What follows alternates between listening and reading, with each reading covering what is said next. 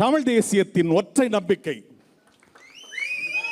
தமிழன் என்று சொல்லடா, தலை நிமிர்ந்து நில்லடா என்று திசைகள் தோறும் ஒலிக்க விட்டுக் கொண்டிருக்கக்கூடிய அண்ணன் செந்தமிழன் சீமான் புரட்சிகர அரசியல் நோக்கி வந்திருக்கக்கூடிய புதிய உறவுகளை வரவேற்சியும் வாழ்த்தியும் இப்பொழுது பேசுவார்.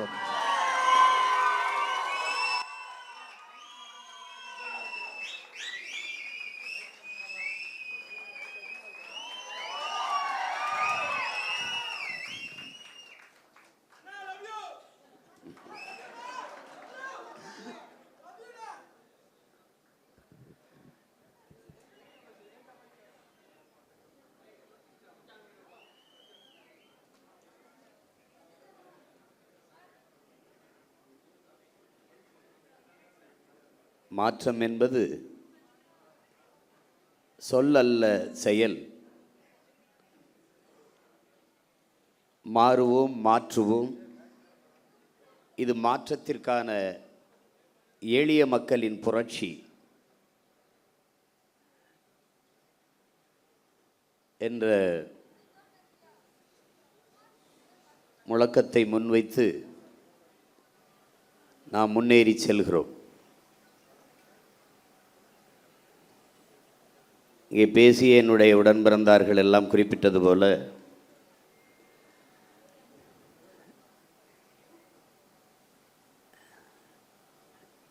வெற்றி பெற்ற அரசியல் கட்சிகளை அதிகாரத்தில் இருப்பவர்களை நோக்கித்தான்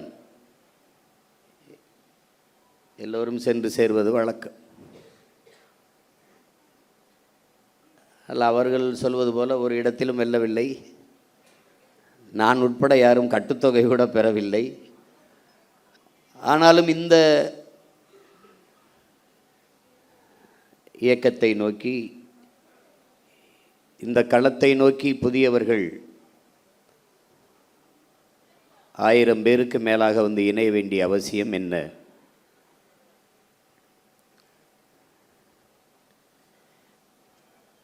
இங்கே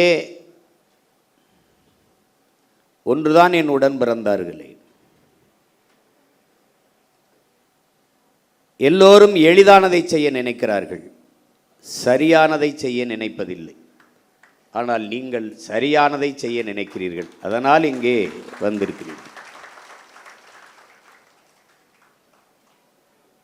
சரியானது வென்றே தீரும் என்கிறான் கிவ விடுதலை புரட்சியாளன் சேகுவேர் அவர். நாம் பார்க்கிறோம், நீண்ட காலமாக கவனித்து வருவதில் இந்த தமிழர் நிலத்தில் சில சொற்கள் மிகுந்த மதிப்பிழந்து கேவலப்படுகிறது. ஒன்று மாற்றம், இன்னொன்று புரட்சி, இன்னொன்று தளபதி, இன்னொன்று வரலாறு. இதெல்லாம் ரொம்ப அவமதிக்கப்படுதுன்னு நான் நினைக்கிறேன். தளபதினா என்ன? எந்த படைக்கு தளபதி?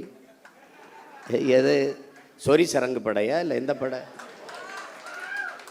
6 படை கட்டி என் அன்னை தமிழ் சமூகத்தின் விடுதலைக்கு போராடி என் தலைவனே தன்னை தளபதி என்று போட்டுக்கொள்ளலை. இங்கே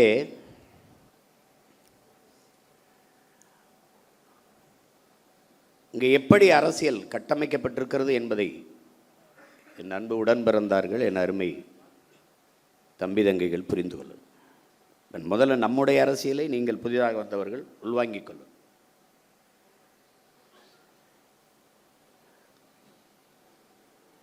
நாம் தமிழர் என்பது ஒரு கட்சியின் பெயர் இல்லை. முதல்ல அதை தெளிவாக வாங்கிக்கணும். நாம் தமிழர் என்பது நாம் பிறந்த பெருமை மிக்க இனத்தின் அடையாளம் என்பதை நீங்கள் விளங்கிக் கொள்ளும்.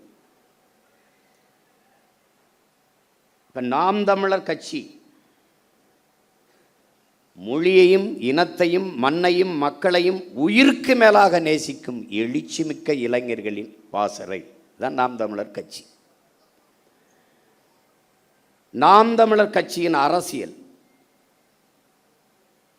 எல்லா உயிர்களுக்கும், கட்சி எல்லா மக்களுக்கும்,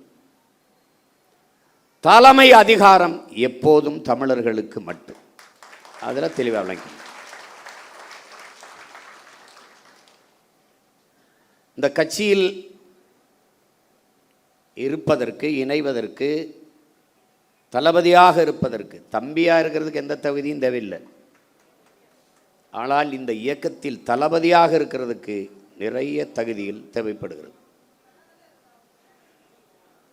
ஏனென்றால் ஒரு காவல்துறைக்கு ஆள் எடுக்கிற போது உடல் தகுதி, கல்வி தகுதி எல்லாவற்றையும் சோதிக்கிறார். நாட்டின் பாதுகாப்புக்கு, படைக்கு, இராணுவத்திற்கு ஆள் எடுக்கும்போது உடல் தகுதி, அறிவு தகுதி எல்லாவற்றையும் சோதிக்கிறார். நீண்ட காலமாக அடிமைப்பட்டு கிடக்கிற அன்னை தமிழ் சமூகம் ஒரு தேசிய இனத்தின் விடுதலைக்காக ஒரு மக்கள் புரட்சியை முன்னெடுக்கிற ஒரு அரசியல் பெரும்படையில் மக்கள் இராணுவத்தில் இணைவதற்கு எவ்வளவு தகுதி தேவை என்பதை நீங்கள் புரிஞ்சுக்கணும். இது கட்சி கிடையாது. இது மற்ற கட்சிகளைப் போல கட்சி கிடையாது. இது தமிழ் தேசிய இனத்தின் விடுதலைக்காக கட்டப்பட்ட புரட்சிகர அரசியல் இராணுவம் என்பதை புரிந்து கொள்ளும்.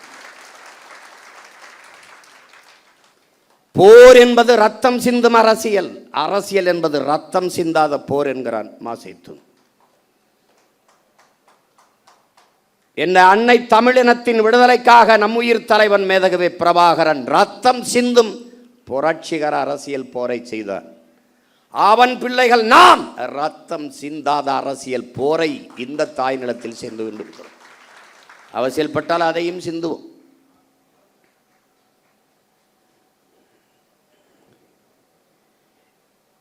நாம் எப்பேடுபட்ட இனத்தின் மக்கள் என்பதை என் உயிரினும் மேலான என் உடன் பிறந்தார்கள், என் உயிரோடும் உணர்வோடும் கலந்து வாழ்கிற நீங்கள் புரிந்து கொள்ள வேண்டும். உலகின் மிகுந்த பெருமைக்குரிய ஒரு இனத்தின் பிள்ளைகள் நீனும் நானும். உலகின் முதல் மொழி தமிழ், முதல் மாந்தன் தமிழன். தமிழன் சொன்னால் அது தற்பெருமை. உலகில் பல்வேறு மொழிகள் ஆய்வறிஞன் தன் ஆய்விலே நிறுவுகிறார்.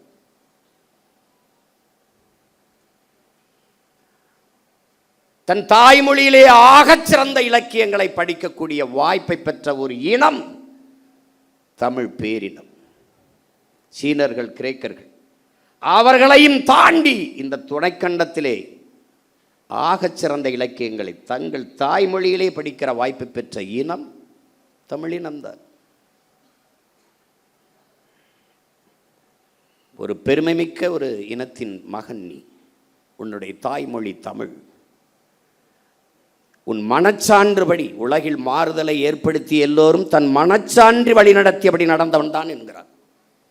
உன் மனச்சான்றுபடி நீ நின்று பாய்சு. இந்த அரங்கை விட்டு வெளியேறுகிற போது நீ தமிழ்நாட்டின் தமிழ் தெருவை ஒரு தடவை திரும்பி பார். எங்கேயாவது உன் தாய்மொழி இருக்கிறதா, எழுதப்பட்டிருக்கிறதா? உன் தாய்மொழி சிதைந்து அழிந்து போனது 6 நூற்றாண்டுகளுக்குள்ளே. தமிழர் நாட்டில், தமிழர் ஏட்டில், தமிழர் நாக்கில் தமிழ் இல்லை. பேச வராது, எவனுக்கும் பேச வராது. நீ மீறி நல்ல தமிழிலே பேசினால் அவன் கேட்பான், நீ நாம் தமிழர் கட்சியான்னு கேட்பான். கேட்பான். நீ சரி அண்ணன் சொல்றதுக்காக நீ சோதிச்சோன்னா பாரு. இப்போ வழி கேட்குறாங்கன்னா, வழி ஐயா நீங்கள் நேராக செல்லுங்க, இடதுபுறம் திரும்புங்க, அங்கே ஒரு கோயில் வரும், அந்த கோயிலிருந்து அப்படி வலதுபுறம் திரும்புங்க, நேராக போங்க, அங்கே அந்த நீங்கள் கேட்குற முகவரி வருதுன்னு சொல்லு. அவன் நீ சீமாங்கட்சியில் இருக்கு என்னப்பா, நாம் தான் கட்சியில் கேட்குறானா இல்லையா? ஏன்? உன் மொழி, உன் அடையாளம்.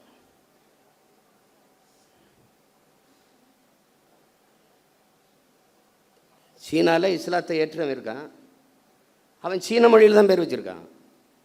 சீனாவில் கிறிஸ்தவத்தை ஏற்றிருக்கிறான், அவன் சீன மொழியில் தான் பேர் வச்சிருக்கான். ஆனால் நான் ஏற்றிருக்கிறேன் கிறிஸ்தவத்தை, ஆண்டனி, பிரிட்டோ, சேவியர் தான் பேர் வச்சிருக்கேன்.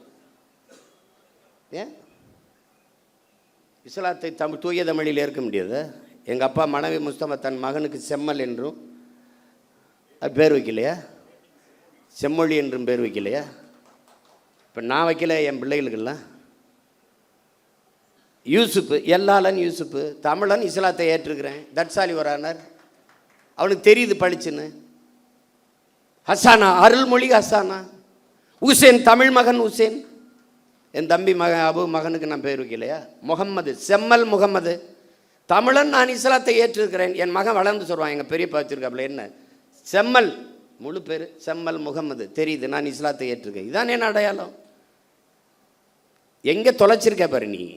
உனக்கு மாத்திரையிலிருந்து ஆரம்பிச்சான்டா, அனால்ஜின், நோவால்ஜின், அதெல்லாம் இப்போ டீ காஃபி எல்லாம் தமிழில் தானே. நேரம் என்னன்னு எவனாவது கேட்குறான்னா, டைம் ப்ளீஸ், டைம் என்ன? அப்போ ஒரு அறை விடணும்டா, செவில சேர்த்து அடிக்கணும்டா, செவில சேர்த்து அறையணும். உன் தாய்மொழியை கொன்று புதைத்தார்கள் திட்டமிட்டு. மொழியிலிருந்தும் வரலாற்றிலிருந்தும் தமிழ் பேரின மக்களை வெளியேற்றினார்கள். அதற்கு வாய்ப்பாக வழிபாட்டிலிருந்து வெளியேற்றினார்கள். இங்கே இருக்கிற கோயில்கள் எல்லாம் வெறும் வழிபாட்டு தலமல்ல. என் உடன் பிறந்தவனே, வரலாற்று பேராவணம் என்பதையும் நீ மறந்துவிடக்கூடாது. 18ஆம் நூற்றாண்டிலே அந்த கோயிலிலே, அந்த கல்வெட்டிலே இது பதிவாகி இருக்கிறது.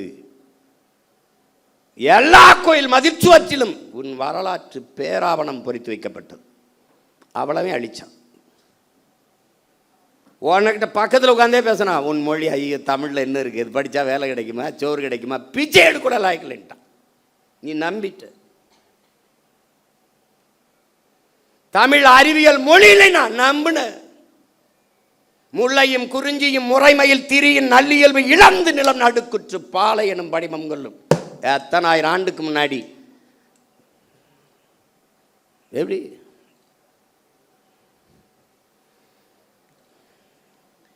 என்னடா நீ படிச்சிருக்க? பொழிப்புரை இல்லாமல் திருக்குறள் படி சொல்லிடுறா பார்ப்போம். சிலப்பதிகாரத்தை, கம்பராமாயணத்தை, மணிமேகலை, சிவகசிந்தம் சொல்லிடு பார்ப்போம்.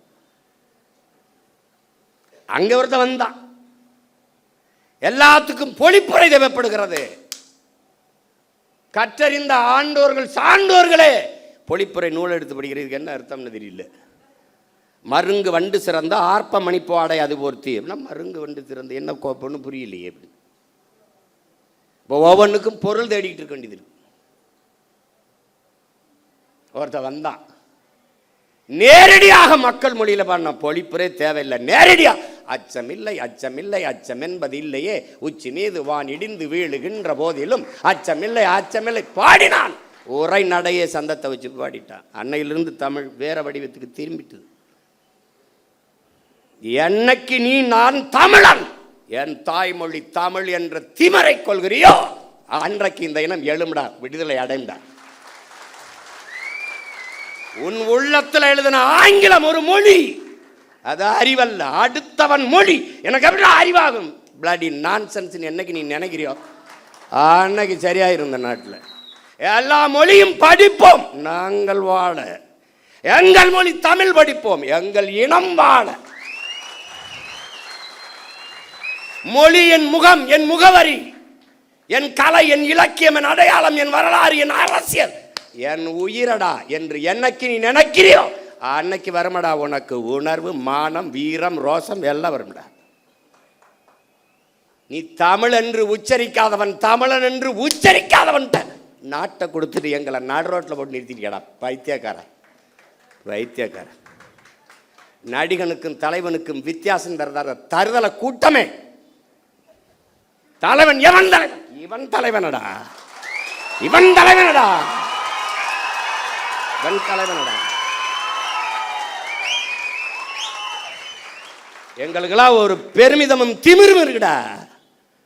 என்னடா என்னங்களை சொல்ல முடியும்? புறம் பேசுவ, அவதூறு பேசுவ, பொய்யை பரப்புவ, கட்டமைப்ப, வேற என்ன பேசுவ நீ? திரள் நிதி திருடர்கள்.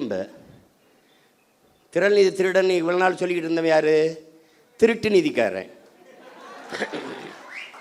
இப்ப சொல்ற ஐயோக்கியப்ப யாரு? பிளாக் டிக்கெட்காரன்.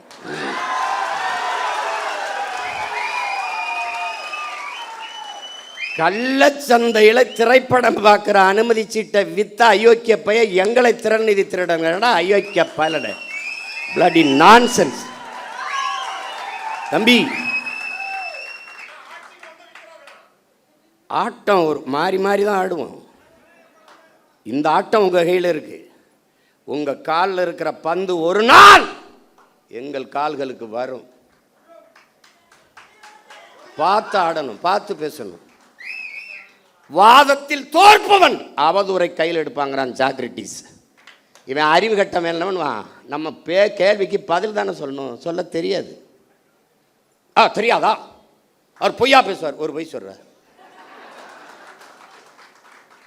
திரள் நிதி ஆமாடா, மக்கள் இயக்கம் மக்கள்கிட்ட இருந்தாண்டா பெற முடியும். நீ வாக்கு என்ன நீ எவாடா குத்திக்கிட்ட? மக்கள்கிட்ட தானடா கேட்ட. அப்புறம் நான் வாக்கையும் கேட்குறேன், வலிமையும் கேட்குறேன். இனமாகவும் பணமாகவும் என் மக்கள் தான் எங்களோட நிற்கணும். கட்சி காசில் ஒரு தேநீர் இருந்த மாட்டோம்டா நாங்கள். திரள் நிதி காசில் இன்னும் கார் வாங்கிட்டா இன்னும் உங்க ஆத்தா பத்தா தாலி எடுத்து வித்தாடா வாங்கணும். என்னடா பென்ஸ் கார் வாங்கிட்டாரு சீமான். பென்ஸ் கார் ஃப்ளைட் வாங்கி ஓட்ட போய் ஃப்ளைட்டு சொந்தமா ஃப்ளைட். எங்க அம்மா எங்க அம்மா தமிழ் செல்வி சொன்னாங்கல்ல, சோழனா போய் போட்டு தேஞ்ச ரப்பர் செருப்பு ஒரு செருப்பை போட்டுக்கிட்டு அப்படியே பழைய ஜிப்பா போட்டுக்கிட்டு இப்படி தான்டா பேசியிருந்தான். 7 லட்சம் மக்களை திருச்சியில் திரட்டி தமிழ் தேசிய அரசியல் பக்கம் நிறுத்துக்கான ஒரு சாதாரண மகன். ஏண்டா எங்களை இந்த சும்பப்பல் உலகம் பூரா எத்தனை கோடி மக்கள் எங்களை உயிராக நேசித்து பெத்த பிள்ளை போல நேசிக்க எத்தனை பேரன்பு கொண்ட எங்கள் சொந்தக்காரர் இருக்கான். அவன் என்னடா இந்த காரு, இந்த பிச்சைக்கார காரு நாங்கள் வேணாம்னு வச்சுருக்கோம்டா. அதெல்லாம் வேணாங்க, எனக்கு இது போதும் அப்படின்னு. அது என் மருமே ஒரு நாள் இந்த காரில் வண்டியில் வந்தாப்புல வந்துட்டு அவர் திடீர்னு மாமா இவ்வளோ தூரம் பயணத்தில் இது எப்படி மாமா, அவராக காசை கட்டி வாங்கிட்டு நிறுத்திட்டு போனாப்புல. பொறுக்கலை. இப்போ நான் சொந்தமாக விண்ணூர்தி வாங்கி ஓட்டினா என்னடா பண்ணுவீங்க? டேய் வைத்தியக்காரங்களா செத்து போங்கடா. நான் துறைக்கிட்ட சொன்னேன், துறை அண்ணா என்னென்ன எப்படி பண்ண தம்பி, டேய் நம்ம செய்கிறது அவங்களுக்கு எதாவது பிடிக்கலையோ அதை திரும்ப திரும்ப செய்யணும்டா. டேய் நம்ம பேசுகிறது அவனுக்கு எரிச்சலாக இருக்காடா, அதே பேசுகிறான். இப்போ நம்ம என்ன பயிற்சி கூடத்தில் ஒரு உடையை போட்டு பயிற்சி எடுக்கும்போது காலை தூக்கி இப்படி வச்சா அப்போ பாருங்க, இந்த உடையை பார்த்தீர்களா, பேசுவது தற்சார்பு ஆனால் போடுறது இங்கே தயாரித்ததாண்டா பைத்தியக்கார போல இங்கே தயாரித்ததான். அதுதான் அவன் என்ன துறைக்கிட்ட சொன்னேன். அப்போ நம்ம ஒன்று செய்யும்னே கோணி சாக்கில் ஒரு டவுசரை தச்சுக்கிட்டு அவன் என்னன்னா எங்களை பார்க்கும்போது நீங்களாம் கோமணம் கட்டிட்டு அலையாமல் நீ எதுக்கு இப்படிலாம் போட்டு தர்ற? டேய் உங்களை எல்லாம் வர இருங்கடா தம்பி, கொள்ள வெறியில் இருக்கோம் பார்த்துருதுக்கு. புரியுதா? பேசவே ஆரம்பிக்கல. எதிர்க்கலடா, களத்துக்கு என்ன நாங்கள் வரலடா. வந்தா என்னடா அவங்க சில கேள்விகள் கேட்குறோம். சில கேள்விகள் நாங்கள் ஏற்றுக்கொண்ட தலைமை என்பது எப்படிப்பட்டது? உலகத்தில் எந்த இனத்திற்கும் எங்கள் தலைவனை போல தலைவன் வாச்சிருக்க மாட்டான். என் தம்பி வெற்றிச்செலன் சொன்னான்ல, 3 தலைமுறை தன் இன விடுதலைக்கு களத்தில் நின்றவன் உலக வரலாற்றிலே எங்கள் தலைவன் தான். அவன் நின்றான், அவன் மகன் நின்றான், மகள் நின்றான், அவன் உயிர் துணையாக என் அண்ணி மதிவதனியும் நின்றான். இறுதி கட்டத்தில் தன் தாயும் தந்தையும் களத்திலே கொண்டு நிறுத்தினான், தன்னோட வைத்திருந்தான். 3 தலைமுறையும் தன் இன விடுதலைக்கு பலியானது உலக வரலாற்றிலே என் உயிர் தலைவன் பிரபாகரனும் அவன் குடும்பம் தான். எத்தனை பெருமைடா, சொல்லி முடிக்க முடியாது. அவ்வளவு பெரிய வரலாறு. அவன் பிரபாகரன் என்பது பெயர் சொல்லல்ல, அவனே ஒரு பேரினத்தின் வரலாறு.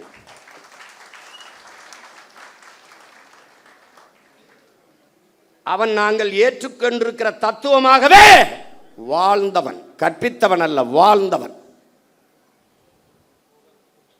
அடிமை வாழ்வினும் உரிமை சாவு மேலானது. இது பன்னெடுங்காலமாக எம்மின முன்னோர்கள் வாழ்க்கையிலிருந்து எங்களுக்கு கற்றுத்தந்தது. உயிரை இழக்கலாம், உரிமையை இழக்கலாமா? ஏன்? உயிர் என்பது தனிப்பட்ட ஒருவனுக்கான இழப்பு, உரிமை இழப்பு ஒட்டுமொத்த தேசிய இனத்திற்கான இழப்பு. எனவே உயிரினும் மேலானது எமது உரிமை.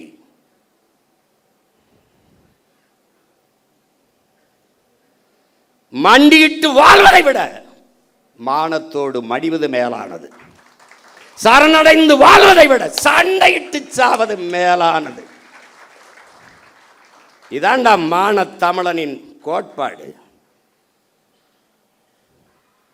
தமிழுக்கு அமுதென்று பேர், அந்த தமிழ் இன்பத்தமிழ் எங்கள் உயிருக்கு நேர்னு பாடினா புரட்சி பாவலன்.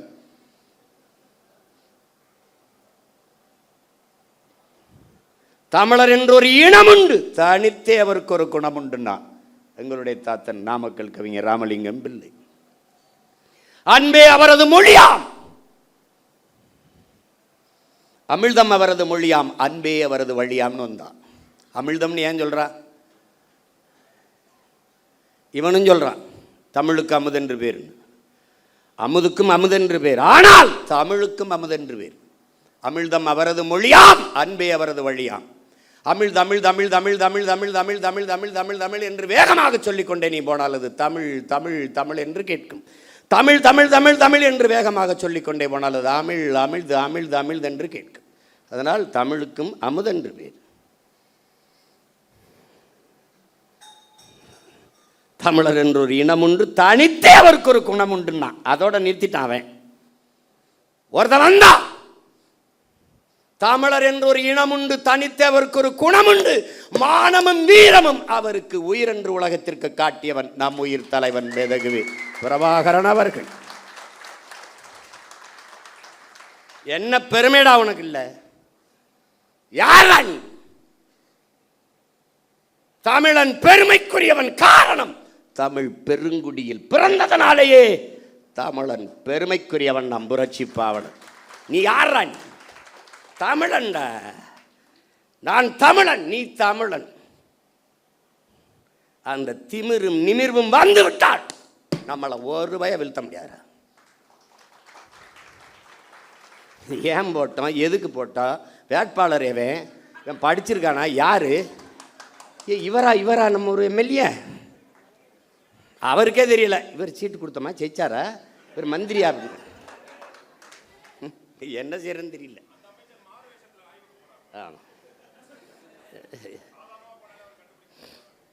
ஏதோ நாய் திருட்டு பையன் கடிச்சு விடாம இருந்தா சரிதான்.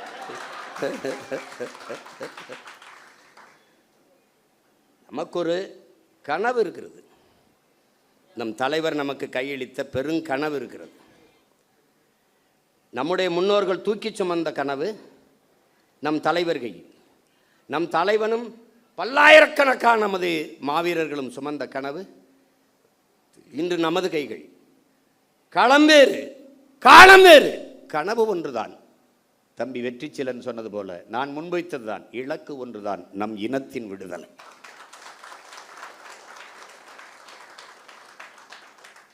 பாதையை தேடாதே உருவாக்கு என்றான் தலைவன். ஹிட்லர் சொல்றான், அங்க என்னடா பார்த்துக்கிட்டு இருக்கேன், பாதையவா தேடி இறங்கி நட, அது பாதையாகும்னா. இறங்கி நடந்தான் தலைவன், பாதையாச்சு. நமக்கு சொன்னான் பாதையை தேடாதே உருவாக்குன்னு. நடந்தோம், உருவாகிவிட்டது, இலக்கை குறித்தாகிவிட்டது. அந்த இருக்கு பாதை சரியானது, பயணம் தெளிவானது, உழைப்பு கடுமையானது, உண்மையானது, வெற்றி உறுதியானது. ஆனால் காலம், அதுதான் தம்பி துரை சொல்றான், என் வெற்றியை நீ தள்ளி போடலாம், ஆனால் ஒருபோதும் தடுத்து விட முடியாது.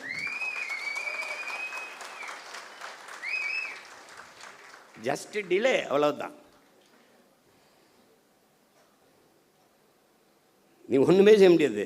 ஏன்னா நானா வந்தவன் இல்லை, உங்களை மாதிரி ஆசைப்பட்டு முதலமைச்சராக வந்தவன் இல்லை. நான் காலம் என்னை இறக்கி விட்டுச்சு. நான் படம் எடுத்து பிழைக்கு தான் வந்தேன், அதான் செஞ்சுக்கிட்டு இருந்தேன். என்னை தள்ளி விட்டுச்சு. யாரா என்னை தள்ளி விட்டதுன்னு என்ன ஒரு தடவை கிணத்துக்குள்ள குதிச்சு கேட்பார்ல, அந்த மாதிரி என்னை தள்ளி விட்டது. நான் என் வீட்டு வாலி விழுந்துருச்சு, நான் கிணத்துக்குள்ளே குதித்தேன். மூழ்கி போகும்போது என் பரம்பரையே உள்ள கிடக்குன்னு தெரிஞ்சு அப்புறம் இந்த வேலையை நான் செய்ய வேண்டியது வந்துச்சு. உனக்கு புரியுதுன்னு நினைக்கிறேன். அதனால் இது நான் விரும்பி வந்தது அல்ல, காலம் எனக்கு கையளித்த கடமை. வரலாறு எனக்கு வார்த்து கொடுத்த மாபெரும் பொறுப்பு. சரி, இல்லைடா, நாங்கள் இல்லை, நான் இல்லை, நாம் தமிழர் இல்லை, வெளியேறிட்டோம். நாதி இருக்கடா உனக்கு? தமிழ் என்று, தமிழர் என்று, காடு என்று, செடி என்று, மலை என்று, ஆறு என்று, அருவி என்று, நிலம் என்று, வளம் என்று சொல்வதற்கு உனக்கு ஒருத்தர் காணா? ஒரு வீர மகன் ஒருத்தன் கிடையாது. உலகத்தில் ஒரு மகன், அண்ணன் தம்பி, தலைவன் தம்பி, அதெல்லாம் தாண்டி அப்பா மகனுக்கு இருக்கிற ஒரு பிணைப்பு. என் தங்கச்சி கூட சொல்லுவாள், அவன் வரும்போது தம்பி அவன் தான், போகும்போது மூத்த மகனாக போனான்னு பேட்டியில் சொல்லியிருப்பா. வேறு எனக்கு ஒரு தலைவன் வந்து தன் பிள்ளையை ஊருக்கு அனுப்பும்போது தன்மைங்க வர சாக துணிஞ்சிருங்க, எல்லாமே உங்களுக்கு சாதாரணமாக போயிடும். நபல சத்தியம் சொல்கிறேன். இந்த பாரு, தன் எனக்கிட்ட சொல்லி அனுப்பும்போது ஒரே வார்த்தை தான், சாக துணிஞ்சிருங்க, உங்களுக்கு எல்லாமே சாதாரணமாயிரும். இல்லைன்னா அன்னைக்கு காங்கிரஸ் ஆண்டுகிட்டு இருக்கு, இங்கே திமுக ஆண்டுகிட்டு இருக்கு, ஒரு பையன் இவ்வளோ கூட்டம்லாம் ஒத்தை மகன் கருத்தரவா கத்தி எனக்கு இவன் வரவெல்லாம் பாடம் எடுக்கிறது, கொள்கை உறுதியை பற்றியும் நிலைப்பாடு பற்றி எனக்கு கூட்டணி வச்சுருப்பாப்ல, பாட்டு அப்படி சொல்கிறேன். வைத்துக்காரடே போகிறதுன்னு ஆயிடுச்சு, போய் அங்கிட்டு போய் எதாவது பொழைச்சிட்டு போக, போகிற போக்கில் அதை புலம்பிட்டு போகாது. கூட்டணி வைக்கிறதுனா எத்தனை பேர் பேசியிருப்பான்? ஒரு விழுக்காடு விழுக்காடு வைக்கிறவன்ட்டு அவளை பேசும்போது 8.5 விழுக்காடு 36 லட்சம் வாக்கை தொட்டவனை எவ்வளோ பேரம் பேசியிருப்பான்? போயிருக்க முடியாதா? இனமானத்திற்காக போராட வந்த பிள்ளைகள் நாங்கள், ஆனால் தன்மானத்தை இழந்து விட்டு போராட மாட்டோம்.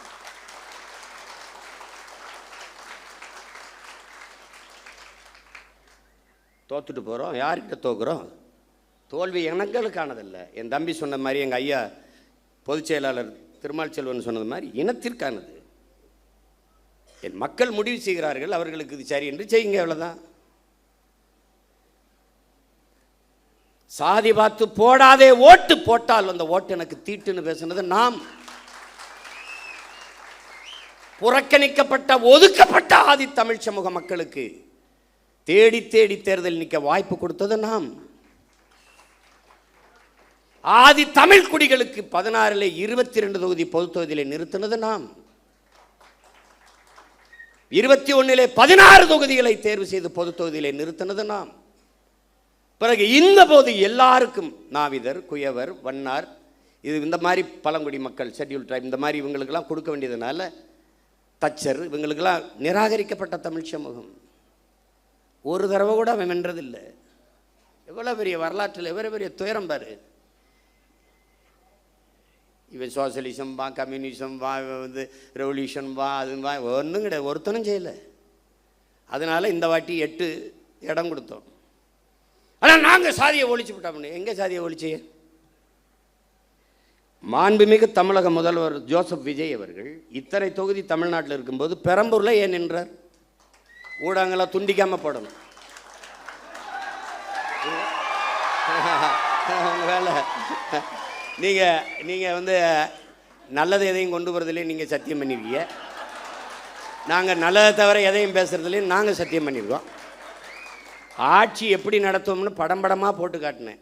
ஒரு துளி காட்சியே போடலை. ஏன்? அவங்களுக்கு நல்ல ஆட்சி வருவதோ நல்ல அரசியல் அமைவதோ அவங்களுக்கு விருப்பம் கிடையாது. நீங்கள் போடணும், நான் கேள்வி எழுப்புகிறேன். சட்டமன்றத்திலேருந்து அங்கே எழுப்பியிருப்பேன், இப்போ இல்லை. இந்த அரங்கத்தில் இத்தனை ஆயிரம் மக்களுக்கு இடையில் எழுப்புகிறேன், என் தம்பி தங்கைகளுக்கு இடையில். பெரம்பூரில் ஏன் நின்றீர்கள்? நீங்கள் சொல்கிறீங்களா இல்லை உங்கள் கட்சிக்காரன் சொல்லுவார், நான் சொல்லுவேன். இத்தனை தொகுதி இருக்கும்போது திருச்சி கிழக்கை தேடி போய் ஏன் நின்றீர்கள்? பெரம்பூரில் மதம், திருச்சி கிழக்கில் சாதியும் மதம். நீங்கள் என்ன பேசுகிறீங்க? சாதியை ஒழித்து விட்டேன். உங்களை ஒழிக்காமல் எப்படி சாதி மதத்தை ஒழிக்க முடியும்?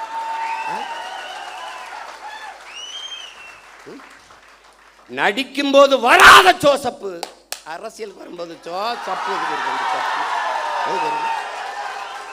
இப்ப முதலமைச்சர் ஆயிட்ட பிறகு ஜோசப் விஜய் அந்த படங்களை திருப்பி ஜோசப் விஜய். ஏன் அந்த முதல் படத்தில் அறிமுகம் முகமது ஜோசப் விஜய்ன்னு போடல? எப்படி எப்படி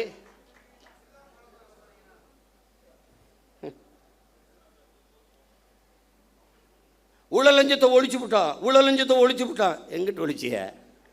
என் தம்பி மதுரமுத்து மதுவை ஒழிச்ச மாதிரியா? நீங்கள் முதலமைச்சராக நான் என்னங்க பண்ணுவீங்க? மதுவை ஒழிச்சிருவேன். எப்படி ஒழிப்பிய? இப்படி கேட்பீங்கன்னு தான் அந்த வரங்க ஒழிச்சு வச்சிருக்கீங்க அப்படின்னு ஒரு ஒழிச்சு வச்சுட்டு வரோம். வாய்க்கிட்ட ஒழிக்கிறது இல்லை. இவங்க பண்ணுற சேட்டை பாருங்களேன். போதைப்பொருள் போதைப்பொருள் போதைப்பொருள் ஒழிப்புக்கு ஒரு விழிப்புணர்வு தொடர் ஓட்டம். மாண்புமிகு முதல்வர் அவர்களே, ஓடி ஒழிக்கிறது இல்லை, போதைப் பொருளை தேடி ஒழிக்கணும். இப்போ ஓடுனீங்க மாநாடுல 3 கிலோமீட்டர் ஓடுகிற ஒரே முதலமைச்சர். 12 கிலோமீட்டர் ஓடுவேன். ஓட விட என்னோட டேய் என் தம்பி பாலாட்ட கேளு. எல்லாரும் ஒய்எம்சிக்குள்ளே ஓடுறான், இவன் ஒய்எம்சியை சுற்றி ஓடுறான்டா கருவாப்பையம்மா. அப்படி போய் கேளுங்க. ஏய் இதெல்லாம் ஒரு பெருமை. போதை பொருளை ஒழிஞ்சிருச்சா? நீங்கள் ஒழிஞ்சிருச்சா? போதை என்பதற்கான வரையறை என்ன? மாண்புமிகு முதல்வர் அவர் ஜோசப் விஜய் அவர் இல்லை. போதை என்பது போதைப் பொருளுக்கானது என்ன? திடப்போதை. கொக்கைன், கஞ்சா, அபின், மெத்தப்பட்டமேன், அப்புறம் வேறு என்ன இருக்குது? அபின், குட்கா, இதெல்லாம் தான் போதைப் பொருள் நினச்சிக்கிட்டு இருக்கீங்க. அப்போது நீங்கள் இந்த தெருவுக்கு திறந்திருக்க டாஸ்மார்க், அதில் விற்கிற பீரு, பிராண்டி, விஸ்கி, ரம்மு, ஜின்னு, ஒயின், இதெல்லாம் கரும்புச்சாரா இல்லை பழச்சாரா இல்லை கோயிலில் கொடுக்குற புனித நீர் தீர்த்தமா? அது என்ன பேர்? அது எப்படி? இவங்க மாற்றம் என்ன மாற்றங்கிற இதே பேசுறது. நம்ம மாற்றம்னு சொல்றதுனால மாற்றிட்டோம், நாங்கள் மாற்றோம். என்ன மாற்றம்? இந்த திராவிட கட்சிகள் அரை நூற்றாண்டுகளாக வெறும் செய்தி அரசியல், விளம்பர அரசியல் தான் செய்தது. சேவை அரசியல் செய்யவில்லை, செய்யாது. தேர்தல் அரசியலே செய்தது, மக்கள் அரசியல் செய்யாது. அதேதான் இவர் செய்தது. இங்க இருந்து போறோம், இப்ப வெளியில போய் பார்க்கிறோம். பேருந்து நிலையங்கள் முழுக்க பதாகை. மக்கள் காசை வீணடிக்க மாட்டார். அதில் வச்சிருக்காப்புல 717 சில்லறை மதுக்கடைகளை மூடியது வெற்றி தமிழகம், வெற்றியை நோக்கி தமிழகம். அப்படி சிரிச்சு உட்கார்ந்துருக்காப்புல. இதைத்தான் அவர் பண்ணாப்புல. அவர் என்னன்னா, நான் முதல்வன். செப்டம்பர் 16 குடும்ப தலைவிக்கு 1000 பூ கட்டுற ஒரு அம்மா, பாத்திரம் தைக்கிற அம்மா படத்தில் இருக்கு. நான் தினம் திரும்பி பார்த்தே போவேன்ல. நான் வேறு புதுச்சேரியிலேருந்துல வரணும். தினம் உள்ள தெருவில் பூரா பார்க்குறேன். நிறைய பேருந்து கிடக்கிறேன்ல, பேருந்து நிலையங்களை பார்ப்பேன். அவர் அப்படியே உட்காந்துருப்பார் ஐயா. இப்போ இவர் உட்காந்துக்கிட்டு இவர் இப்போ இருங்க வரேன். அப்புறம் சிங்கப்பெண் பெண்கள் பாதுகாப்புக்கு சிங்கப்பெண் சிறப்பு படை, அதுக்கு ஒரு விளம்பரம். அப்படியே சிரிச்சுக்கிட்டு இருக்காப்புல. அதுதான் சட்டசபையில் பேசிட்டீங்க, சொல்லிட்டீங்க. செய்தி நாளேடு முழுக்க, தொலைக்காட்சி முழுக்க வந்துருச்சு, மக்களுக்கு தெரிஞ்சிருச்சு. அப்புறம் அதுக்கு இவ்வளவு கோடிகளை செலவழித்து தெருவா விளம்பரம் இதுக்கு? இதுதான் செய்தி விளம்பர அரசியல். இவங்க ஒன்லி ரீல்ஸ் தான், நோ ரூல்ஸ். ரூல் பண்ணுறதில்ல, ரீல் தான். இன்னைக்கு என்ன போடலாம்? பேருந்தில் போகலாம், பேருந்தில் அதுக்கு தான் போக்குவரத்து துறைக்கு ஒரு அமைச்சர் போட்டிருக்கீங்கள, தமிழன் விஜய் பார்த்திபன். பேரை வச்சுக்கிறான், கில்லி சரத்குமார், திருப்பாச்சி வெட்டர்வால், எதையோ ஒன்று வச்சுக்கிறது. பேரை வச்சுக்கிட்டு சூப்பராயன் அப்படி ஏதோ ஐயா வச்சுக்கிற மாதிரி எதையோ வச்சுக்கிறது. அவன் இந்த சரத்குமாருங்கிற அவன் எப்படிப்பட்ட வீரன்? அது கிள்ளி சரத்து அதெல்லாம் அவங்க சமாளிக்கிறாங்க. எல்லாத்தையும் சரி பண்ண நினைக்கிறாங்கடா. ஆமாம் தவறுங்க அப்படின்னு சொல்லி அதை திருத்திக்கிறது கிடையாது. தவறு தான், இனிமேல் இல்லை அப்படின்னு சொல்லணும்ல. விளையாட்டு போட்டி கிரிக்கெட்டு IPL பார்க்க போகிறாரு. சரி போகிறாரு. குழந்தைக்கு உடம்பு முடியல. எவனாவது நல்ல தகப்பன் உடம்பு முடியாத குழந்தையை தூக்கிட்டு, சின்ன குழந்தையை தூக்கிட்டு IPL பார்க்க போவானா? இவனுக்கிட்ட இவ்வளோ பெரிய பொறுப்பை கொடுக்குறிய அமைச்சர் பதவி, அவன் என்ன வெங்காயத்தில் நிர்வாகம் பண்ணுவான்? ஒரு குழந்தைக்கு தகப்பனாக இருக்க தகுதியற்ற ஒருவனை எப்படா நீ மந்திரி ஆகுறீங்க? எப்படி மந்திரி ஆகுன? மாத்திரை கொடுக்க வேண்டிய நிலையில இருக்குது, உடல்நிலை சரியில்லை என்றால் வீட்டில் குழந்தைய வச்சு பார்த்துருக்கணும். அப்படியே நான் IPL பார்த்தா தான் உயிரோடு இருக்கணும்னா வீட்டில் தொலைக்காட்சியில் பாரு. அங்கே கூட்டி கொண்டு போய் மாத்திரையை ஒரு இதில் வச்சு அது எது இது கடன் அட்டையா, கடன் அட்டையில் இப்படி நசுக்கிறாப்புல. பின்னாடி ஒரு பொம்பளை குழந்தை அழுதுக்கு உடம்பு முடியாத குழந்தைக்கு மாத்திரை நசுக்கா, பின்னாடி ஒரு பொம்பளை திருத்தி அதை எவனோ எடுத்துருக்கான். எடுத்துக்கிட்டு 500 ரூபா இதுக்கு கையில் வருது. மாத்திரை நசுக்கிறதுக்கு 500 ரூபாய்க்கு என்ன சம்மந்தம் இருக்குது? இந்த மாத்திரையை ஏன் நான் பொடியாக நசுக்கிற? தண்ணியில் போட்டு குழந்தைக்கு கொடுக்க. மாத்திரையை அப்படியே போட்டாலே கரைஞ்சிருமே, எதுக்கு நசுக்கிற? டேய், கேட்குறதுக்கு பதில் சொல்லணும். அதை விட்டு உன்னை தெரியாதா? அது தெரியுதுலடா, உங்களுக்கு முன்னாடியே 15 வருஷமாக இங்கே இருக்கேன்டா, என்னை தெரியாமல் எப்படி இருக்கும்? அது கேட்குறது. அது அது வந்து அது வந்து அவர் கொடுக்குறாரு, இப்படி நசுக்கி போடுறாப்புல. இப்போ வழக்கு போட்டு சீமான் கெடுத்து விட்டாப்புல. டேய், நாட்டே கெடுத்து வச்சிருக்காடா, நாட்டே கெடுத்து வச்சிருக்கீங்க. நீங்கள் காப்பாற்ற போராடுறோம்டா, கேள்விதான்டா கேட்குறோம். உங்களுக்கு எங்களுக்கு இருக்கிற வித்தியாசம்டா, மாண்புமிகு ஜோசப் விஜய் முதல்வர் அவர்களுக்கு முன்னாடி நிற்கிற சீமானுக்கு இருக்கிற வித்தியாசம் ஒன்று தான். இவன் என்ன செய்வான், இவன் என்ன செய்வான்னு கேள்வி. இவன் என்ன செய்வான்னா உண்மையை சொல்லுவான். கடன் இவ்வளவு இருக்குது, வட்டியே 1 லட்சம் கோடிக்கு மேலே வருது, நம்ம இவ்வளவு சிரமம் இருக்குது, அதனால கொஞ்சம் பொறுங்க. இப்போ நான் சொல்கிறேன் பாரு, படித்து முடித்து விட்டு வேலை இல்லாத 70 லட்சம் இளைஞர் இருக்கான், கிட்டத்தட்ட 1 கோடி. இப்போ நான் என்ன செய்வேன், பிரபாகரன் மகன் என்ன சொல்லுவேன், காமராஜரனுடைய பெருந்தலைவனின் பேரை, வஉசியின் வாரிசு, தெய்வ திருமகன் முத்துராமலிங்க தேவரின் பேரன், தீரன் சின்னமலையின் வாரிசு, அயோத்தியாசர் ரெட்டமலை சீனிவாசனுடைய பேரன். நான் என்ன சொல்லுவேன்னு கேளு. சிங்காரவேலர் ஜீவானந்தத்தின் பேரன் என்ன சொல்வேன்னா, படித்து முடித்து விட்டு வேலை இல்லாத பட்டதாரிகளுக்கு, இளைஞர்களுக்கு வேலை தாரேன், அரசு வேலை தாரேன். அது எந்த வேலைன்னு கேட்காத, வேலை தர்றேன், உனக்கு வேலை தர்றேன். இது நான். நீங்கெல்லாம் வந்து வேலை இல்லாத இளைஞருக்கு 4000 தர்றேன். ஒரு தலைவன் என்பவன் நிலையான தீர்வை நோக்கி நகர்த்தணும்டா. அதான்டா கனவு, அதான் விஷன், அதான் ட்ரீம். ஒரு தொலைநோக்கு இருக்கணும். நான் வேலை தர்றேன். எப்படி எப்படி தெரியும்? டாக்டர் இவ்வளோதான்டா இருக்கு. அடே, ஐஏஎஸ்ஏ மொத்தம் 7500 இந்தியா முழுமைக்கு எவ்வளோ? 5800 300 இவ்வளோதான்டா ஐஏஎஸ். ஐபிஎஸ் எவ்வளோடா? 7000மா? எவ்வளோடா முதல்ல? எவ்வளோடா? ஒரு 7500 7800 8000 இருக்கும். இவ்வளோதான். நான் எல்லாம் ஐபிஎஸ் சோறு அது எங்கள் ஆத்தா அப்போ தான் ஊற்றணும். இப்போ நான் என்ன சொல்கிறேன், இந்த பணிகள் அப்படியே இருக்கட்டும். இதோடு ஆடு மாடு வளர்த்தல், நாட்டுக்கோழி வளர்த்தல், பட்டுப்பூச்சி வளர்த்தல், வேளாண்மை செய்தல், இதையெல்லாம் அரசு பணியாக மாற்றிவிட்டால் கூடுதலாக வேலை வாய்ப்பு வாழ்விடத்தில் கிடைச்சிருக்கு. இப்போ உதாரணமாக ஒரு சிக்கல் பாரு. இந்த கறிக்கோழிக்காரம்பரம் போராட்டம் நடத்துறதுக்கு தயாராக இருந்தான். ஏன்னா வெளியிலிருந்து வர்றவன் கூடுதலாக இறைய கொடுத்து எடையை கூட்டி தள்ளிடுறான். இங்கே அது வரும்போதே எல்லாம் போய் இங்கே நிற்கும்போது அங்கே ஏற்றுறதுல இருக்க இடம் இங்கே இறக்கும்போது இருக்கல. நான் போராட்டம்னு நான் என்ன கேட்குறேன், நீ என்ன மயத்துக்கு அங்கேருந்து ஏற்றுற? நீ இங்கே வளர்க்க வேண்டியதானே? அப்போ திங்கிறதுக்கு லக் பீஸ். அப்போ என்ன சொல்லணும்னா, இந்த பலகையை தேய்க்கிறதுக்கு எங்கள் ஊர் உப்பு காய்ந்து வச்சுருப்பான். நீ தானே இந்த ஆடு மாடு வளர்க்குறது அவமானமாக பேசினவன் தம்பி. இந்த வலையொலியில் இருக்கணும்னா குறித்து வச்சுக்கணும். தோற மகளே குறித்து வச்சுக்கணுமா? டே, அவனை இவன்தாப்பா கொண்டாப்பா நாக்கப்படுறான், அங்கிட்டு இழுத்துக்கடா. நல்லா தேய்ச்சி இருட்டு ரூமுக்குள்ளே போட்டு 1 வாரம் அண்ணன் தண்ணி சோறு இல்லாமல் போட்டு உன்னை கொள்ளலாம் பார்த்துரு. நீ வருது ஆடு மாடு போய் சொல்லுவான். டேய், உனக்கு மேய்க்க வைக்க இருந்தால் வெளில போடா நாயே. சீனக்காரன் 1 லட்ச ரூபாய் மாதம் சம்பளம், ஆடு மேய்க்க எனக்கு ஆட்கள் தேவைன்னொன்னா பல ஆயிரக்கணக்கில் விண்ணப்பிச்சிட்டான். நான் கேட்டேன், சீனாக்காரன் சொன்னால் ரசிக்கிற, சீமான் சொன்னால் சிரிக்கிறியே, ஏண்டா உனக்கு என்னடா பிரச்சனை? ஆள் தான் பிரச்சனை. இப்போ என் தம்பி துறை சொல்கிறான்ல, நானே இப்போ யுவான் ஷுவாங் மாதிரி கபான் சிங் ஃபிங்னு ஒரு பேரை வச்சுக்கிட்டு ஏதோ பேசியிருந்தேன்னு வச்சுக்கேன். என்னம்மா பேசுகிறான் யாவன்? ஒரு கோட் போட்டுக்கணும். இல்லை வம்படியா நான் நீ, ஏன்னா அவர் கலட்டிட்டாரு, இப்போ நான் போடணும்னு இருக்கேன். ஏன் நீங்கள் தான் போடுவீங்களா? நாங்கள் போட மாட்டோமா?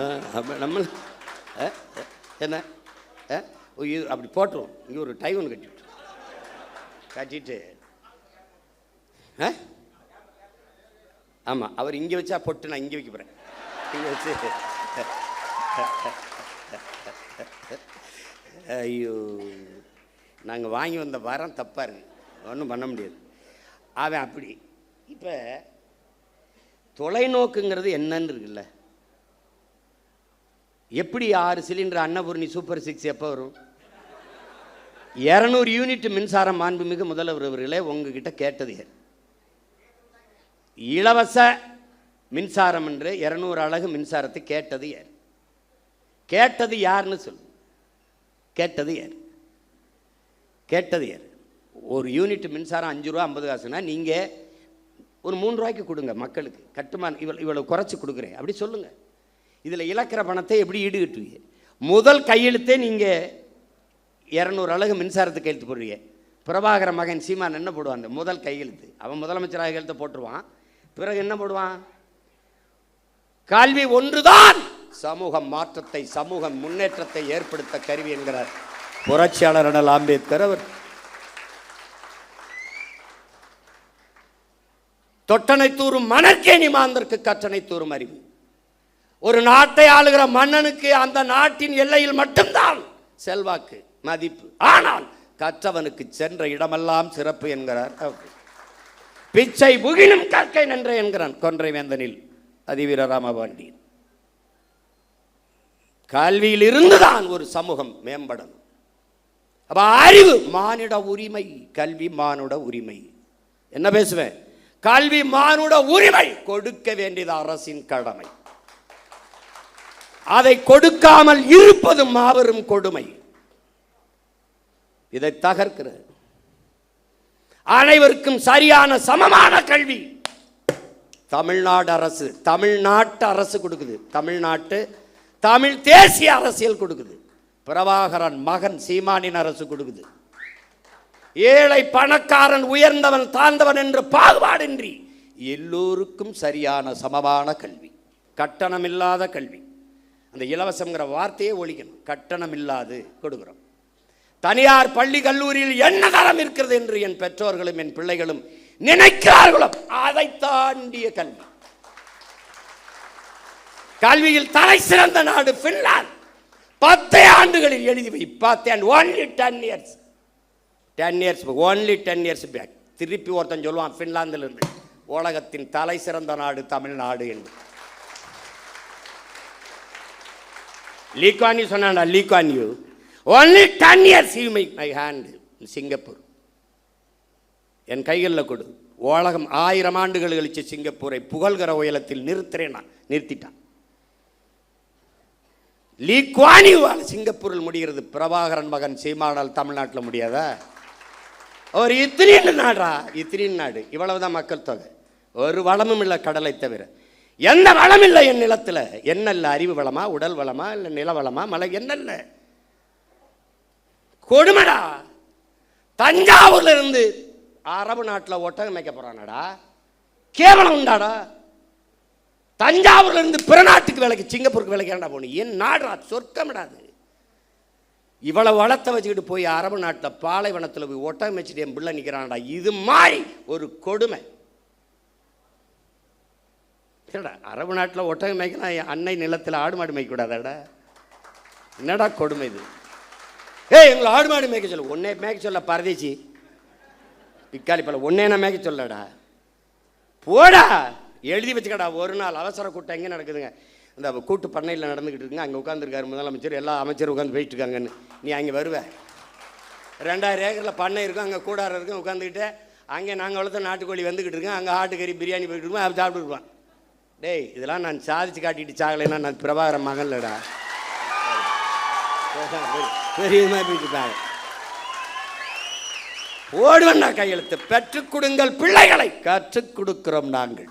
பிள்ளைகள் உங்கள் வீட்டின் செல்வங்கள் அல்ல, தமிழ் தேசிய நாட்டின் செல்வங்கள்.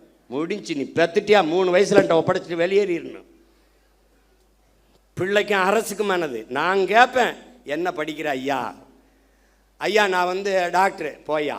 ஐயா நான் இன்ஜினியர் போயா. ஐயா எனக்கு பாடுறது பிடிக்கும் பாடியா. ஐயா எனக்கு ஓடுறது பிடிக்கும் ஓடியா. அதுக்குன்னு வரக்கூடாது, தொலைச்சி போடுவேன் உன்னை. ₹1 கல்வி கிடையாது. தொடக்க கல்வி முதல் ஆராய்ச்சி கல்வி வரை என் பிள்ளைக்கு தரமான கல்வி, ₹1 கட்டணம் இல்லாமல். அப்படி போட்டியலா கையெழுத்து? 200 அலகு மின்சாரம் இலவசம்னு கையெழுத்து போட்டு 1000 ரூபா கட்டினவன் 4000 கட்டிட்டு வீட்டில் அழுதுகிட்டு இருக்கான். இப்போ வலைவலி திருப்பினா 7000 கட்டின 17000 வந்துருக்கு. இதில் வீட்டில் 5 மணி நேரம் 6 மணி நேரம் மின்சாரம் இருக்குது, அதுக்கே இவ்வளோ கட்டணும். நம்ம வீட்டிலலாம் அந்த மின் ஊக்கி வச்சு ஓட்டிக்கிட்டு இருக்கோம், கடப்படன்னு ஓட்டிக்கிட்டு இருக்குது. காலக்கொடுமை ஏதோ நடந்து போச்சு. எங்கள் ஊரில் சொல்லுவான், பிச்சை எடுக்கிற மாதிரி கனவு கண்டா பெருமையாக ஒருத்தட்டையும் சொல்ல முடியாது லட்சியமா அப்படின்னு. இவங்க போட்டாங்க. இப்போ இன்னும் கொஞ்ச நாள் கழித்து நாங்கள்லாம் டிவி கேக்கு போட்டோம், விசிலுக்கு போட்டோம்னு எவனும் சொல்ல மாட்டான். விசிலை முழுங்கினவன் எப்படி இருப்பான் முழி. இப்போ நம்ம பயிலுக ஐயோ இங்கே வீடு அடிக்கிறான் அப்படிலாம் அல்லாதீங்க, விசில் அடிக்க சரியாயிரும். அப்போ வைத்தியகர பயிலு இது கரூரில் உங்களுக்கு மனிதாபிமானம் இருக்கா நீங்கள் இருக்கும். டேய், மனிதாபிமானத்தின் மொத்த உருவம்டா நாங்கள், எங்களை பார்த்து பேசாதடா. கேட்குற கேள்விக்கு பதில் சொல்லு. வேற்று நாட்டு இராணுவம், இன்னொரு நாட்டு இராணுவம், என் இனத்தின் பகை நாட்டின் இராணுவம் இலங்கை. அந்த இராணுவத்தால் 850 பேர் இந்த நாட்டின் குடிமகன், இந்திய நாட்டின் குடிமகன், சிட்டிசன் ஆஃப் இந்தியா, தமிழ் தேசியனத்தின் மகன் மகள். தங்கச்சி உட்கார விடுங்க, கொஞ்சம் இடம் கொடுங்க, உட்காருங்க. நீங்க தள்ளி வாப்பா, இங்கிட்டு தள்ளி வா, இங்கிட்டு தள்ளி வா. தங்க எங்க அம்மா கொஞ்சம் நகர்ந்து வாங்கம்மா, கொஞ்சம் இடம் கொடுங்க. தங்கச்சி இங்கிட்டு வாங்க, நல்லா இங்கிட்டு வாங்க. உட்காருங்க, அவ்வளோதான், உட்காருங்க. ஒரு பழக்கத்தை நீங்கள் கற்றுக்கணும். எவ்வளோ பெரிய ஆளாக இருந்தாலும் நீங்கள் பெண்கள் வரும்போது எந்திரிச்சு இருக்கை கொடுத்துட்டு வெளியேறிடும். அப்போ ஒவ்வொரு தடவையும் நான் சொல்கிற மாதிரி வச்சுக்கூடாது. இந்த கட்சிக்குன்னு நிறைய தகுதிகள் இருக்கு. பசினாலும் 10 நாள் கிடப்பேன், 11 நாள் 100 நாள் நடப்பேன். இங்கே இருக்கணும். தன்னை முன்னிறுத்திக்கிறவன் இந்த கட்சிக்கு சரி வர மாட்டான். தான் பிறந்த மண்ணையும் இனத்தையும் எவன் முன்னிறுத்துறானோ அவன் தான் இந்த கட்சிக்கு தளபதியாக இருக்க முடியும். போட்டு ஒவ்வொரு தடவையும் அண்ணனை பாடம் நடத்த வைக்கக்கூடாது. புதுசாக நீங்கள் வந்திருக்கிறே தெரிஞ்சுக்கணும். யார் வந்தாலும் சரி, சின்ன குழந்தை வந்தாலும் பெண் பிள்ளைகள் வந்தால் நீ உட்கார்தாயின்னு எந்திரிச்சு நின்றுக்கணும். அவன் தான்டா சரியான ஆண்மகன். நீ உட்கார்ந்துக்கிட்டு தங்கச்சி அம்மாவை நிற்க வச்சுக்கிட்டு இருந்தீங்கன்னா நீ தற்கொலையில் பெரிய தற்கொலை ஆயிடுவா. பார்த்துக்கிட்டு பச்சை மட்டையை வேற ஆளுக்கு எடுக்க மாட்டேன், உனக்கு எடுத்து விட்டுருவேன். பார்த்துக்க. இப்போ 850 பேர் சுட்டுக் கொல்லப்பட்டிருக்கான். அவன் வாழ்வாதாரத்திற்காகத்தான் கடலுக்குள்ள மீன் பிடிக்க சென்றான். அவன் படகு பறிக்கப்பட்டிருக்கு, சிறைபிடிக்கப்பட்டிருக்கா, சித்தவதை செய்யப்பட்டிருக்கா, கொலை செய்யப்பட்டிருக்கா. இந்த செத்து பிணமா வந்தவன் வீட்டிற்கு எவ்வளவு பணம் உதவித்தொகையாக, ஊக்கத்தொகையாக, வாழ்வாதாரத்திற்கு கொடுக்கப்பட்டது? யாராவது ஒருத்தன் சொல்லு. எந்த அரசாக இருந்தாலும் யாராவது ஒருத்தன் சொல்லு கொடுக்கப்பட்டிருக்கா? இல்லை. அவன் குடும்பத்துக்கு வேற்று நாட்டு இராணுவத்தால் சுட்டுக் கொல்லப்பட்ட தன் நாட்டு குடிகளில் எவனுக்காவது ஒருத்தனுக்கு அரசு வேலை அவன் குடும்பத்தில் கொடுக்கப்பட்டிருக்கா? இல்லை. அப்ப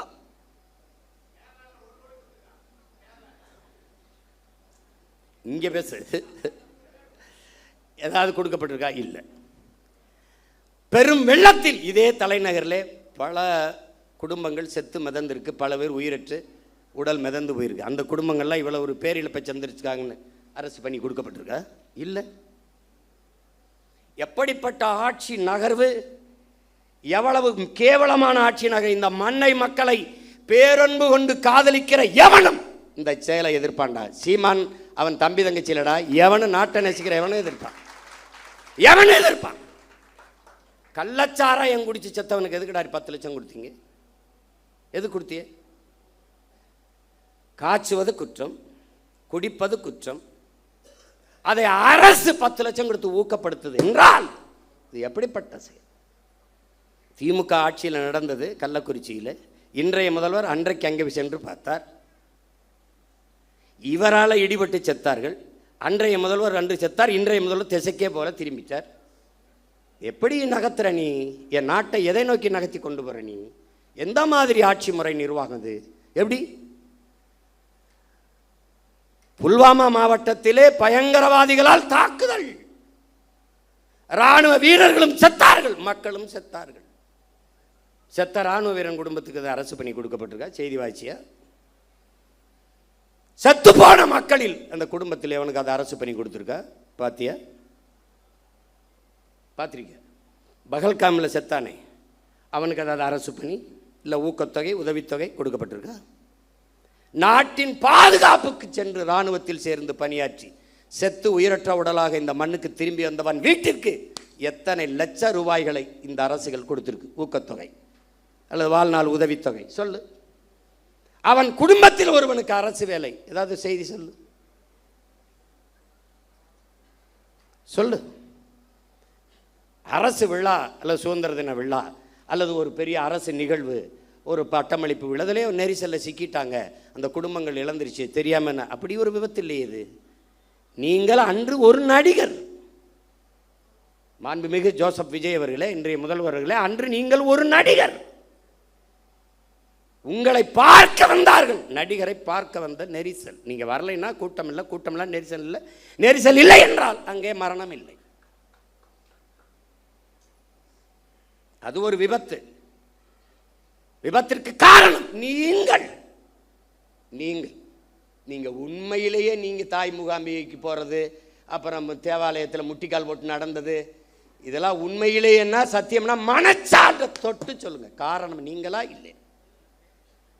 பழி போட்டார்கள் போட்டார்கள் பழி போட்டார்கள். எத்தனை கருவி படம் எடுத்துக்கிட்டு இருந்தது, எத்தனை மேலே பறந்து கருவிகள், ட்ரோன், அந்த கருவி படம் எடுத்துக்கிட்டு இருந்தது. எல்லாரும் கீழே நின்னாங்க. மேலே நின்று பேசின ஆள் யாரு? நீங்க. டாப்பாங்கில் வீவிலே மேலே இருந்து கழுகு பார்வையில் மக்களை பார்த்து கொண்டிருந்தால் யாரு? நீங்க. அப்போ எவன் அங்கே ஒரு இடத்துல 10 பேர் புகுந்தா அந்த இடத்துல சலசலப்பு ஏற்படுமே, அப்போ நீங்கள் ஏன் நிறுத்தலை பேச்ச? அங்கே என்னன்னு பாருங்கன்னு ஏன் சொல்லலை? ஏன் சொல்லலை? பாதி பேசிட்டு உங்க காதுக்குள்ள வந்து இன்றைய பொதுப்பணித்துறை அமைச்சர் மாண்புமிகு ஆதவ அர்ஜுனா அவர்கள் உங்கள் காதுக்குள்ள வந்து சொன்னார். என்ன சொன்னார்? ஒரு தடவை எங்களுக்கு சொல்லுங்க. 3 முறை இந்திய புலனாய்வுத்துறை உங்களை வர சொல்லி விசாரிச்சிருக்கு. விசாரிச்சிச்சுல்ல? அதுக்கிட்ட கேட்க முடியாது என்ன கேள்வி கேட்டால் என்ன பதில் சொன்னாருன்னு. நீங்கள் சொல்லுங்க. என்ன கேள்வியை முன்வைத்தார்கள், நீங்கள் சொன்ன பதில் என்ன? எங்களுக்கு சொல்லுங்க. எங்களுக்கு சொல்லுங்க. பழி போட்டார்கள். ஆமாம் போட்டார்கள். இப்போ அதிகாரம் யார்கிட்ட இருக்கு? உங்ககிட்ட. காவல்துறை யார்கிட்ட இருக்கு? உங்ககிட்ட. சிபிசிடி சிறப்பு விசாரணை பிரிவு உங்ககிட்ட. உளவுத்துறை யார்கிட்ட? உங்ககிட்ட. போடுங்க ஒரு விசாரணை குழுவை, கண்டுபிடிங்க. இதான் நடந்தது. சொல்லுங்க சொல்லுங்க. அதை விட்ட நீங்க 20 லட்சம் ரூபா கொடுத்தீங்க, இன்னும் கூட 20 லட்சம் கொடுங்க, வேணாம்னு சொன்னால் எங்களை அப்புறம் பேசுங்க. நீங்க தான் உச்சத்தை விட்டு 200 கோடி விட்டு, அப்போ அவ்வளோ காசு வச்சிருக்க நீங்க இன்னொரு 20 கோடி 10 கோடி எடுத்து எல்லாருக்கும் ஆளுக்கு 1 கோடியை கொடுங்க. நாங்கள் கேட்கல, கொடுங்க கொடுங்க. கள்ளச்சந்தையில் டிக்கெட் விற்ற காசுலாம் இருக்குல்ல, எடுத்து கொடுங்க.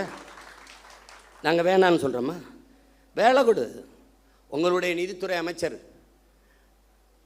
மாரிய வில்சன் அவர்கள் பனிமலர் கல்லூரி வச்சுருக்காரு, அதில் வேலை போட்டு கொடு. நாங்கள் வாழ்த்துறோம். துரை நீ வாழ்த்து பேசுகிறா. நாங்கள் ஒரு எல்லோரும் நம்ம பிள்ளைகளை மகளை எல்லோரும் வாழ்த்து பேசுங்க. நான் ஒரு பொதுக்கூட்டம் போட்டு வாழ்த்துறேன், கொடுக்க சொல்லு. பொதுப்பணித்துறை அமைச்சர் வந்து ஒன்று வச்சுருக்கிறாரு, அரைஸ்ன்ட்டு மைக்ரோ ஃபினான்ஸ், அதில் கொடு. வாய்ஸ் ஆஃப் காமனில் கொடு. நீங்கள் விஜய் வித்யாசரம்னு ஒரு பள்ளிக்கூடம் வச்சுருக்கீங்க, அதில் வீட்டுக்கு ஒரு வேலையை கொடு. நாங்கள் கேட்டால் சொல்லு. நாங்கள் உங்கள் ஃபோட்டோவுக்கு கும்பிட்டு கூட நாங்கள் நன்றி சொல்கிறோம். ஒன்று போடுங்க. அரசு என்றால் என்ன? முதல்ல அரசு என்றால் என்ன? எதுக்காக அவர்களுக்கு அரசு வேலை கொடுக்குறீங்க? முதலமைச்சர் ஆகிட்டே கொடுக்குறீங்க. முதலமைச்சர் ஆகலை, ஒரு வேளை முதலமைச்சர் ஆகலை, என்ன பண்ணியிருப்பிய? அரசு வேலை கொடுத்துருப்பீல்ல? நீங்கள் சாட்சிகளை கலைக்கிறீர்கள். குற்றத்தில் நேரடியாக சம்பந்தப்பட்ட பாதிக்கப்பட்டவர்களை நீங்கள் விலை கொடுத்து வாங்குகிறீர்கள். நாளைக்கு என்ன விசாரணை நடக்கும்? நான் ஆட்சிக்கு வந்துட்டேன், விசாரிக்கும் போது இவனுக்கு பூரா நீ காசை கொடுத்து வேலை கொடுத்து நான் என்ன பண்ணுவேன்? அவர் மாதிரி உண்டா சாமி, அவர் அப்படி சாமி. ஒரு நேர்மையாளனா நீங்கள் நடந்துக்கணும். நேர்மையாளனா கூடு, வேலை கொடு. நீதிபதியே சொல்கிறாங்க பாருங்க, மாண்புமிக்க நீதி என்ன சொல்லுதுன்னா, அவர்களுக்கு ஒரு சுய தொழிலை கொடுங்க. ஒரு கடை வச்சு கொடுங்க, 10 ஆடு மாடை வாங்கி கொடுங்க, ஒரு தையல் கடையை வச்சு கொடுங்க. அவர்களுக்கு என்ன தொழில் வருமோ அதுக்கு நீங்கள் தனிப்பட்ட முறையில் உங்கள் கட்சி நிதியிலையோ இதுலேயோ நீங்கள் கொடுங்க. உங்களை சுற்றி தான் பெரிய செல்வந்தர்களாக இருக்காங்களா, அவங்கள கையை காட்டி விடுங்க. விஷ்ணு ரெட்டி, இன்னும் பல ரெட்டி இருக்கான். யாருப்பா? சுஜித் ரெட்டியா, இதெல்லாம் சுஜய் ரெட்டி, அவங்கெல்லாம் தமிழ்நாட்டுக்கு சேவை செய்ய ரொம்ப வெங்கடாசலத்திட்ட வேண்டி வந்தவங்க தெரியுமா தெரியாதா? தெரியுமா தெரியாதா? பல காலம் தவம் இருந்து வேண்டி ஆந்திராவிலிருந்து தமிழ்நாட்டை எப்படியாவது நாங்கள் நல்லது பண்ணி தீர்வு மேல்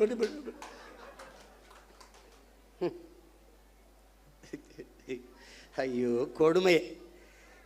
கடவுளின் குழந்தை என் தம்பிட்டா தான் சொல்றான் பாருங்க. அவர் போகணும்னு நினைச்சாரு, மழை பெஞ்சிருச்சு. கடவுளின் குழந்தை அவர் திறந்து விட்டாங்க பாருங்க. முன்ன ஏடா கடவுளின் குழந்தை இங்கே இருக்கும்போது கர்நாடகாவில் ஏண்டா மழை அங்கே பெய்யுது, இங்கே பேஞ்சு விட்டு போக வேண்டியதானடா, இங்கே பேஞ்சா நாங்கள் பிடிச்சிக்கிறோம் என்னடா தம்பி, அது ஏன் கர்நாடகாவிலேருந்து எனக்கு திறக்க விடணும் கடவுளின் குழந்தை இங்கே இருக்கும்போது? வைத்தியக்காரங்களா, அது உடனே வழக்கை போட்டு நிறுத்தி விட்டார் அப்படின்னு. வழக்கை நான் போட்டு நீ வா, அப்போ அங்கே உச்சநீதிமன்றத்தில் போடு, நான் வரேன். கேட்கறதுக்கு பதில் தான் சொல்லணும். உடனே உங்களுக்கு மனச்சான்று இருக்கா? உனக்கு மனச்சான்று இருக்கா? உன்னால் காவல் நிலைய மரணம், இவனோட தம்பி உன்னை குறைச்சி சொல்கிறேன், 60 நாள் 5 மரணம் காவல் நிலையத்தில் கார்த்தி சொல்கிறான், 5 மரணம். அந்த மரணத்திற்கு உங்களால் அடித்து கொல்லப்பட்டவனுக்கு அதை அரசு வேலை கொடுத்துருக்கீங்களா? என்ன நீ என்ன பண்ணிக்கிட்டு இருக்கீங்க? என்ன வேலை நடக்குது இதெல்லாம்? இப்போ அரசு பணி என்பதற்கு மதிப்பு எவ்வளவு? இவ்வளோதானா? இவ்வளோதான். குடிச்சு செத்தா அரசு வேலை, நடிக்கிறவரை பார்க்க வந்து செத்தா அரசு வேலை, அப்போ படித்தா தெருவில் நின்று கத்த வேண்டியதான் வேலை, இதானா? அப்போ தமிழ்நாடு தேர்வாணையத்தில் தேர்வு எழுதி தேர்ச்சி பெற்று வேலைக்காக பல லட்சம் பேர் காத்திருக்கானே, அவன் யாரு?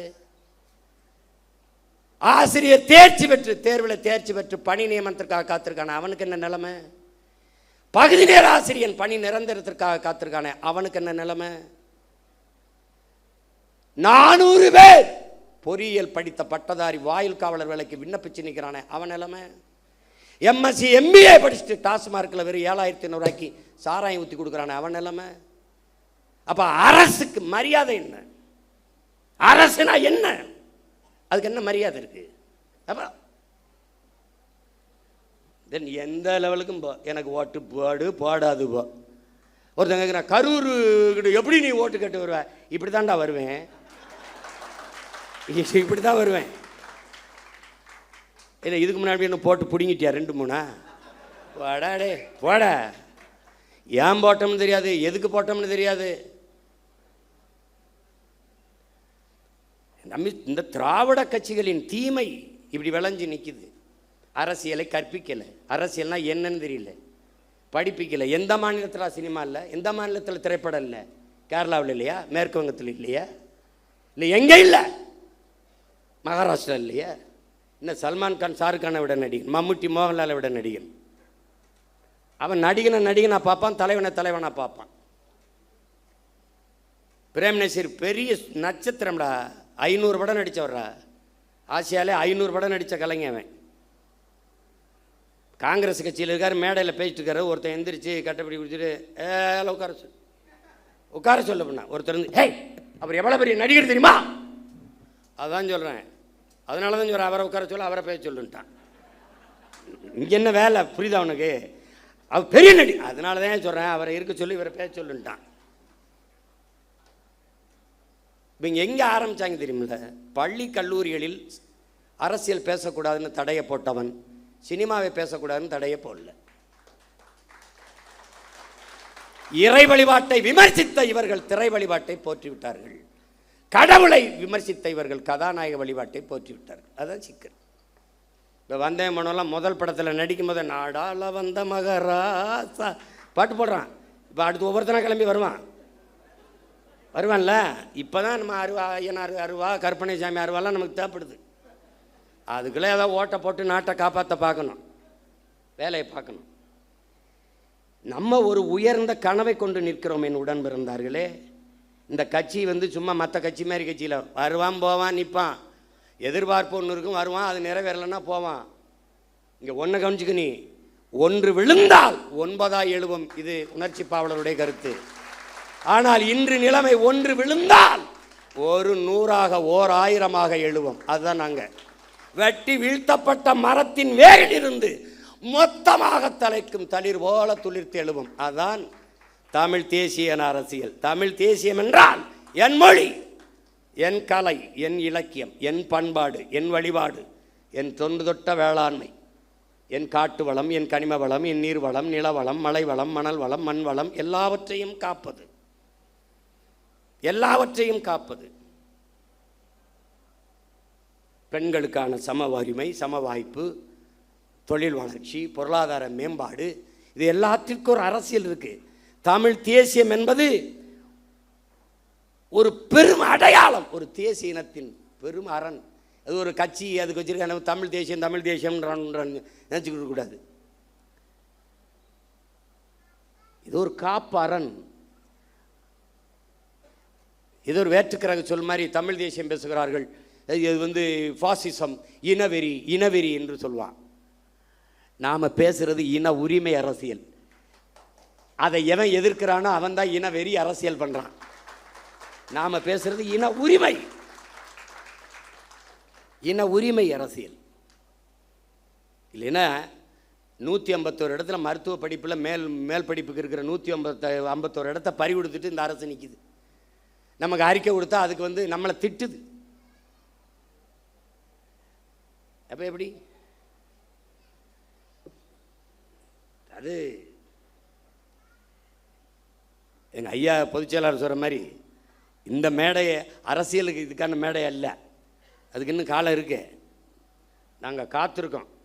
ஏன்னா எங்கள் ஐயா எங்களுக்கு பாடிவிட்டு போயிருக்கான், மிகுதியான் மிக்கவை செய்தாரை தாண்டம் தகுதியால் வென்று விடல்ங்கிறான். இந்த மாதிரி ஆளுகள்லாம் வருவான். எந்த மாதிரி இப்போ வந்திருக்காங்களே இந்த மாதிரி ஆளுகள். எப்படி? இவன்லாம் யார்? கோட்டு படத்துக்கு பிளாக்ல டிக்கெட் விற்றவே ஜனநாயகன் வரும்போது அமைச்சரவையில் மந்திரியாக இருக்கான். இது என்ன மாற்றம்? ரெவல்யூஷனில் வருது. இதெல்லாம் ரெவல்யூஷன் வருது. இவங்க வரும்போதெல்லாம் அரசியல் புரட்சின்னு வருவான், பொலிட்டிக்கல் ரெவல்யூஷன் வருவான், அப்புறம் பொலிட்டிக்கல் பிஸ்னஸ் ஆயிரும், பொலிட்டிக்கல் சர்வீஸ்னு வருவான், பொலிட்டிக்கல் பிஸ்னஸ் ஆயிரும். இப்போ பூரா பொலிட்டிக்கல் பிஸ்னஸ் தான். இவன் சொல்லிக்கிட்டு இருக்கான் ஊழல் இல்லை ஊழல் இல்லைன்னு எல்லாரும் போயிட்டு இருக்கிறாங்க. ஊழல் இல்லை, லஞ்சம் இல்லை, அரசு அலுவலகங்களுக்கு போங்கள், அரசு அலுவலகங்களுக்கு. ஒரு தலைவன் லஞ்சம் கேட்டால், மக்கள்கிட்ட லஞ்சம் கேட்டால் அந்த அதிகாரி உடனடியாக சஸ்பெண்ட் பண்ண மாட்டேன், ஸ்பாட் டிஸ்மிஸ் பண்ணுவேன்னு சொல்ல முடியல. பணி இடைநீக்கம் இல்லை, நிரந்தர பணி நீக்கம் சொல்ல முடியல. மக்களை நீங்கள் கொடுக்காதீர்கள், அவன் கொடுக்கலாம், அடுத்த கொடுத்து வேலையை சாதிச்சுட்டு போயிடுவான். வாங்கக்கூடாது அப்படின்னு சொல்ல முடியல. கொடுக்காதீங்க, உங்கள் மகன் உங்கள் மகன், அவன் சொல்லுவான் எனக்கு அவர் தான் மகன், நீ கொடுத்தா தான் எழுத்து போடுவேன். யார்? ஐயோ கொடுமை. என்ன செய்யணும்னு தெரியல. பெக்டல்னு ஒரு நிறுவனம், அவன் பொலிவியாவில் கொச்சப்பம்பான்னு ஒரு நதியில் உங்களுக்கு தெரியும், அதை படிக்கணும். நீர் எழுத்துங்கிற புத்தகத்தை எல்லாம் என் பிள்ளைகள்லாம் படிக்கணும். ஐயா நக்கீரன் எழுதுனது முதல்ல எழுதியிருப்பார், முதல் பக்கத்திலே வருது. அது ரொம்ப உள்ள போக வேண்டியதில்லை. அவன் உலக வங்கியில் 250 கோடி கடனை வாங்குறான் பொலிவியா. அந்த கடனுக்கு ஈடாக அந்த கொச்சப்பம்பா நதி எந்தவன்ட்ட கொடுன்னு ஒரு முதலாளியை கை காட்டுறான். அவன் தான் பெக்டல் நிறுவனம். அவன் பிரான்ஸ்காரன். அந்த நிறுவனத்துக்கு ஒப்பந்தம் கொடுத்தோன்னே நதியை வச்சுக்கிட்டு அவன் என்ன பண்ணுவான், சரியும் கொடுத்துட்றாங்க. தண்ணி எடுக்காதன்றான், குடிக்க எடுக்காத, விவசாயத்துக்கு எடுக்காத, குளிக்க எடுக்காத, நான் தான் தண்ணி தருவேன்ட்டான். அப்புறமா போராட்டம் வெடிக்குது. ஐயோ பிரச்சனைன்னு அரசு கையெழுத்து போட்டு கொடுத்துருச்சா, ஒன்றும் செய்ய முடியல, முழிக்குது. அப்போ வங்கியில் பணி செஞ்ச ஒருத்தன் பதவியை விலகிட்டு பதவி தலைமை மக்களை திரட்டி போராட ஆரம்பிக்கிறான். பல பேரை சுட்டு கொண்டு தூத்துக்குடி துப்பாக்கி சூடு மாதிரி பெரிய கலவரமான பிறகு அடித்து விரட்டுறாங்க. அங்கேருந்து தப்பிச்சு ஓடி வரான். யார்? இந்த பெக்டல். ஓடி வந்து கடைசியாக எங்கே இறங்கிடுறான்? தமிழ்நாட்டில் கோயம்புத்தூர் பஸ் ஸ்டாண்டில் இறங்கிடுறான். அங்கே என்ன பண்ணுறான்? அவன் பேர் என்னப்பா? சூயஸ். மார்வேடத்தில் இவர் போகிறாரில்ல, அது மாதிரி அவன் ஒரு மார்வேடத்தில் சூயஸ்ன்னு இறங்கிடுறான். அதுக்கு 3150 கோடிக்கு ஒப்பந்தம் கொடுத்து, யாருக்கு? பிரான்ஸ்காரன் சூயஸ் நிறுவனம் தமிழ்நாட்டு மக்களுக்கு தண்ணி கொடுக்கறதுக்கு இந்த அரசுக்கு 3150 கோடி கொடுத்துட்டு நான் உங்கள் மக்களுக்கு தண்ணி கொடுக்குறேன். எங்கேருந்து? பவானியிலிருந்து. ஏன் நதியிலிருந்து தண்ணி எடுத்து என் மக்களுக்கு கொடுக்க அவன் எனக்கு காசு கொடுத்துட்டு எப்படி? அதை நம்ம போராடி நிறுத்தி வச்சுருந்தோம். அப்போவே கேள்வி கேட்டு சண்டை போட்டேன் நான். அதை பெருமையாக பேசுனது அம்மையார் ஜெயலலிதா, பெருமையாக பேசுனது அன்னைக்கு இருக்கிற அமைச்சர் ஐயா எஸ்பி வேலுமணி அவர்கள். நாம் கேள்வி கேட்டோம். அதை விட்டுட்டு தவிச்ச வாய்க்கு தன் சொந்த மக்களுக்கு தன் தண்ணி எடுத்து கொடுக்குறத தவிர உங்கள் அரசுக்கு என்ன வேலைன்னு, இதுக்கு எதுக்கு இந்த பிரான்ஸ் கம்பெனிக்காரன் சூயஸ்? பதில் இல்லை. இப்போ இவர் சேலம் மாவட்டத்துக்கு, சேலம் மாநகராட்சிக்கு தண்ணி கொடுக்க 1200 கோடி பேசி 350 கோடி முன்பணம் வாங்கிட்டு சூயஸுக்கு கையெழுத்து போட்டு கொடுத்துட்டாங்க. இப்போ சேலம் மாநகராட்சிக்கு வேலை என்ன? அதை விட உங்களுக்கு என்ன வேலை? ரீல்ஸு. சொந்த மக்களுக்கு தவிச்ச வாய்க்கு தண்ணி கொடுக்கறத தவிர உங்களுக்கு என்ன வேலை? இதுக்கு வெளிநாட்டுக்கு நிறுவனம் ஒருத்தன் வரணும்னா உன் வேலை என்ன? அதுபோல் இங்கே இன்னொரு கவனிக்கல், கடல் நீரை குடிநீராக்கி கொடுக்க போகிறோம், ஒரு மடக்கு குடிக்கிறாப்புல, அது ஒரு ரீல். 50,000 கோடி. இந்த சுத்திகரிப்பு முறை அமெரிக்காவில் இருக்குது. காப்பிரைட்ஸ் அவனுடைய உரிமை, அவன் காப்பீட்டு உரிமை அவன்கிட்ட இருக்குது, பேட்டன் ரைட் அவன்கிட்ட இருக்குது. ரிவர்ஸ் ஓஸ்மாசிஸ் முறையில் அதை சுத்திகரிக்கணும். நீ குடிக்கிற ஒவ்வொரு மடக்கும் அவனுக்கு காசு கட்டுற, இதை குடிக்கிறாரு. இப்போ 50,000 கோடிக்கு இந்த கடல் நீரை சுத்திகரித்து எங்களுக்கு கொடுக்க போறீங்களா? ஏற்கனவே அப்போலோ அக்வஃபனா கின்லே அவன் விற்றுக்கிட்டு இருக்கான், அவன் எங்களுக்கு தண்ணி கொடுக்க போகிறானா? இந்த சூயஸ் கொடுக்க போகிறானா? இது போக சல்ஜீவன் அவன் தண்ணி கொடுக்க போகிறானா? யாரா நீங்கள்லாம்? யார் நீங்கள்லாம்? யார்? ஜல்ஜீவன் யார்? ஜெகஜீவன் ராம் கேள்விப்பட்டிருக்கோம். அந்த ஜல்ஜீவன் 2 ஆண்டுகளாக நிறுத்தி வைக்கப்பட்ட ஜல்ஜீவன் திட்டத்தை நாம் இப்போது நிறைவேற்றியிருக்கிறோம். அதான் கேட்குறேன், ஜல்ஜீவன்னா யார்? எதுக்கு ஜல்ஜீவன்? இந்திய ஒன்றிய அரசு கொண்டு வருகிற இந்த குடிநீர் கொடுக்குற திட்டம். எங்கிருந்து தண்ணி? டெல்லியிலிருந்தே வருமா? எங்கிருந்து எடுப்பான் ஜல்ஜீவனை? எங்கிருந்து எடுப்பான்? என் மண்ணிலிருந்து. என் மண்ணிலிருந்து என் மக்களுக்கு தண்ணி எடுத்து கொடுக்கறத தவிர உனக்கு என்ன வேலை? என்ன வேலை? இவன் குழாயை பதிச்சு தண்ணி கொடுப்பான், ஜல்ஜீவன். தமிழ்நாட்டு மக்களுக்கு தவிச்ச வாய்க்கு தாகத்துக்கு தண்ணி கொடுக்க வேண்டும் என்கிற தாகத்தோடு இருக்கிற இந்திய ஒன்றிய அரசு அதே தமிழ்நாட்டு மக்களுக்கு நதியில் இருக்கிற நியாயமான உரிய நதி நீரை பெற்றுத்தர முன்வராதது ஏன் என்ற கேள்வியை நீங்க எழுப்பல. காவிரியில தண்ணியை கொடுத்தாலே 13 மாவட்டம் கூட்டு குடிநீர் திட்டத்தில் நாங்கள் தண்ணி குடிச்சிக்கிட்டு இருக்கோம். எங்களுக்கு பாதி மாவட்டத்துக்கு தண்ணி போய், அங்கே அவனுக்கு பவானி இருக்குது, இங்கே தாமிரபரணி இருக்குது. காவிரி கூட்டு குடிநீர் திட்டத்தில் பாதி மாவட்டத்துக்கு முடிஞ்சிடும். நீ அதை பெற்று தர ஏன் இந்த இந்தியாவை ஆளுகிற காங்கிரஸோ பாரதிய ஜனதாவோ வரவில்லை என்ற கேள்வியை ஏன் நீங்கள் எழுப்பல? இந்த ஜல்ஜீவன் திட்டம் இப்போ போடுவேன், குழாயை போடுவான், எவ்வளோ நாளைக்கு கொடுப்பான்? எவ்வளோ நாளைக்கு? 6 மாதம், ஓராண்டு. அது குடிக்கிற தரத்தில் இருக்குமா? அந்த திறனில் இருக்குமா? அதுக்கு சான்றிதழ் யார் தருவா? குடிக்கணும். கொஞ்ச நாள் கழித்து காசு இல்லை, அப்போ என்ன பண்ணலாம்? தனியாருக்கு டெண்டர், ஒப்பந்தம். எப்படி? வியாபார விரிவாக்கத்திற்கு ஒவ்வொரு திட்டத்தையும் கொண்டு வந்து நீட்டுகிறார்கள், கையெழுத்து போகிற. ஐயாரியில் என்ன எதுக்கு நீ நாகர்கோயிலில் இது பண்ணுற? நாகர்கோயில் எதுக்கு அதை திறக்கிற? கன்னியாகுமரியில் போராடி தடுத்து வைத்ததை கையெழுத்து போட்டு திறக்க விடுறாங்க. இப்போ மறுபடியும் நான் போகணும். கேரள முதல்வர் கடிதம் எழுதுகிறார், எங்களுக்கு கட்டுமான பணிகள் பாதிக்கப்படுகிறது, தடையின்றி மணலை அனுப்ப உதவுங்கள் என்று. எவ்வளவு எப்படி? ஏன்? மானங்கட்ட கூட்டமடா நம்ம. கேரளாவில் மழை இருக்குல்ல, அவருக்கு மணல் தேவை இருக்குல்ல, கற்கள் தேவை இருக்குல்ல, வெட்டிக்க. அதுவும் ஆத்தா மாறுனா இது என் ஆத்தா மாறல, என் தாயின் முளை இல்லையா அது? இதை எப்படி நீ ஏற்புற? இப்ப தெரியுதா எதுக்கு சீமானு நாம் தமிழர் கட்சியின் தேவைன்னு? அங்க ஒரு மகன் இந்த மண்ணை, அது மலை அல்ல, என் தாயின் மாறென்று நேசிக்கிற ஒரு மகன் குடித்த மாறை அறுக்கிற பச்சை துரோகிகளடா இவங்க. பால் ஊட்டின தாயின் மாறை அறுக்கிற பச்சை துரோகிகள். எதையும் நம்மால் உருவாக்கி விட முடியும். மரங்களை வெட்டலாம், நட்டுலாம், நீரை உறிஞ்சி வித்தால் ஜெயிக்கலாம், உலகஞ்சம் ஒழிச்சலாம். அந்த மாதிரி வெற்று வார்த்தை இல்லை, உண்மையிலே ஒழிக்கலாம். சிறந்த ஆட்சி கொடுத்துடலாம், வேலை இல்லை கொடுத்துடலாம், பசி ஒழிச்சிடலாம், எல்லாவற்றையும் சரி செய்ய முடியும். ஆனால் என் உடன் பிறந்தவனே, மலையை மணலை நம்மால் உருவாக்க முடியாது. இயற்கையின் அருங்கொடை. எல்லாத்தையும் ஆய்வு செய்கிற முதல்வர் இந்த பள்ளிக்கரணை ஏரிக்குள்ளே இறங்கி நடக்கலாமே, அந்த குப்பைமேட்டில் ஏறி நின்று அப்படி பார்க்கலாமே இல்லை? பட்டு வெட்டி பட்டு சட்டை கட்டி அதுக்கு ஒவ்வொரு நாளைக்கு ஒரு உடை வச்சிருக்காப்புல. அந்த காஸ்டியூம் டிசைனரை தான் தேடிக்கிட்டு இருக்கேன் நான். எப்படி இருப்பாரு? இந்த கொடுமையெல்லாம் பார்க்கறதுக்கு படமாக இருந்தே பதறாப்புல காமராஜ் படமாக இருக்கும்போதே பதறாப்புல. ஐயோ, அதில் இந்த ஓமந்தூரார் குமாரசாமிலாம் ஐயா அப்படின்னு.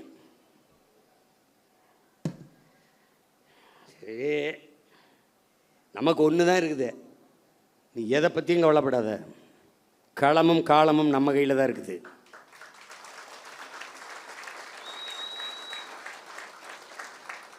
ஜோசப் விஜய் இல்லை, ஜோசப் ஸ்டாலின் சொல்கிறாப்புல.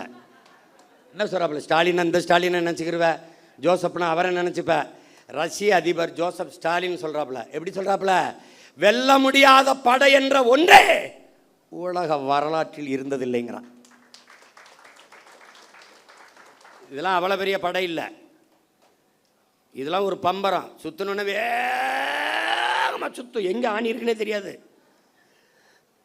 திடீர்னு கிருகிருன்னு அங்கே போய் டொப்புன்னு விடும். அப்போ நம்ம என்ன பண்ணணும்? ஆக்கரோடு அப்படி நிற்கணும். அப்போ மண்டை சுற்றி அப்படி விழுகும்போது ஒற்றே போட்டு ரெண்டாக பொழக்கணும். இது புரியுதா? புரியுதா? அவருக்கு இருக்குப்ப.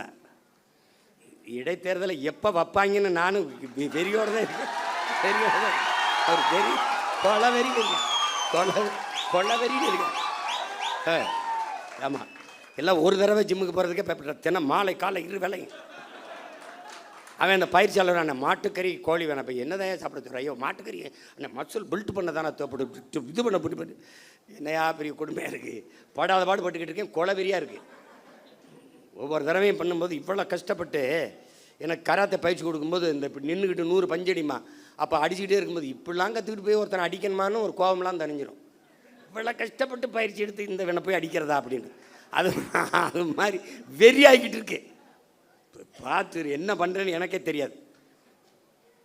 உங்களுக்கு புதிதாக இந்த படையில் இணைகிற நீங்கள் கட்சி தொண்டன் என்பதை மறந்துடணும். நீங்கள் ஒரு கட்சியில் இணையலை, நம்மெல்லாம் இணைந்து தமிழ் தேசியனத்திற்கென்று ஒரு அரசியல் படையை உருவாக்குகிறோம். தலைவன் தொண்டன் என்பது இந்த கட்சியில் கிடையாது. அண்ணன் தம்பி சித்தப்பன் பெரியப்பன் மச்சான் தான்.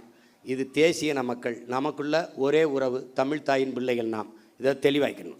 ரெண்டாவது, நீ எங்கே இருக்கியோ அந்த இடம் நம்முடைய கோட்டையாகணும். நீ எங்கே வாக்கு செலுத்துவியோ அந்த வாக்ககம் என்னுடைய இலக்கு, என் வாக்ககத்தில் வெற்றி வாக்கு. அதை நீ முடிவு பண்ணிக்கணும். உனக்கு நாடங்கள் வேலை கிடையாது. உன் தொகுதி, உன் ஊர், அதுக்குள்ளே தான் வேலை. உன்னை மாதிரியே உணர்வுள்ள 10 வீரர்களை இணை, அவ்வளோதான் உன் கடமை முடிஞ்சிருது கட்சிக்கு. தீக்குச்சி இல்லாமல் தீபங்கள் இல்லை. ஆனால் யார் தீக்குச்சிங்கிறதான் இங்கே பிரச்சனை. ஒரு தீக்குச்சி ஒரு விளக்கை கொளுத்தும், அது அணைஞ்சிரும். ஆனால் அந்த விளக்கை வச்சு 1 லட்சம் விளக்கை கொளுத்த முடியும். இப்போ நீங்கள் கொளுத்துங்க. புரட்சி என்பது எப்போதும் காய்ந்த சருகுகளாக ஒவ்வொரு மனிதனின் காலடிக்கு கீழே காத்து கிடக்கிறது ஒரு தீக்குச்சியின் உரசலுக்காக அப்படிங்கிறான். இப்போ கையில் இருக்கு தீக்குச்சி, காஞ்ச சருகு இருக்கு, கொளுத்தி விடு, பற்றி எரியும். நீ எதை பற்றியும் கவலைப்படாத. இந்த ஆட்டம் நம்மளுடையது, கை மாறி இருக்கு.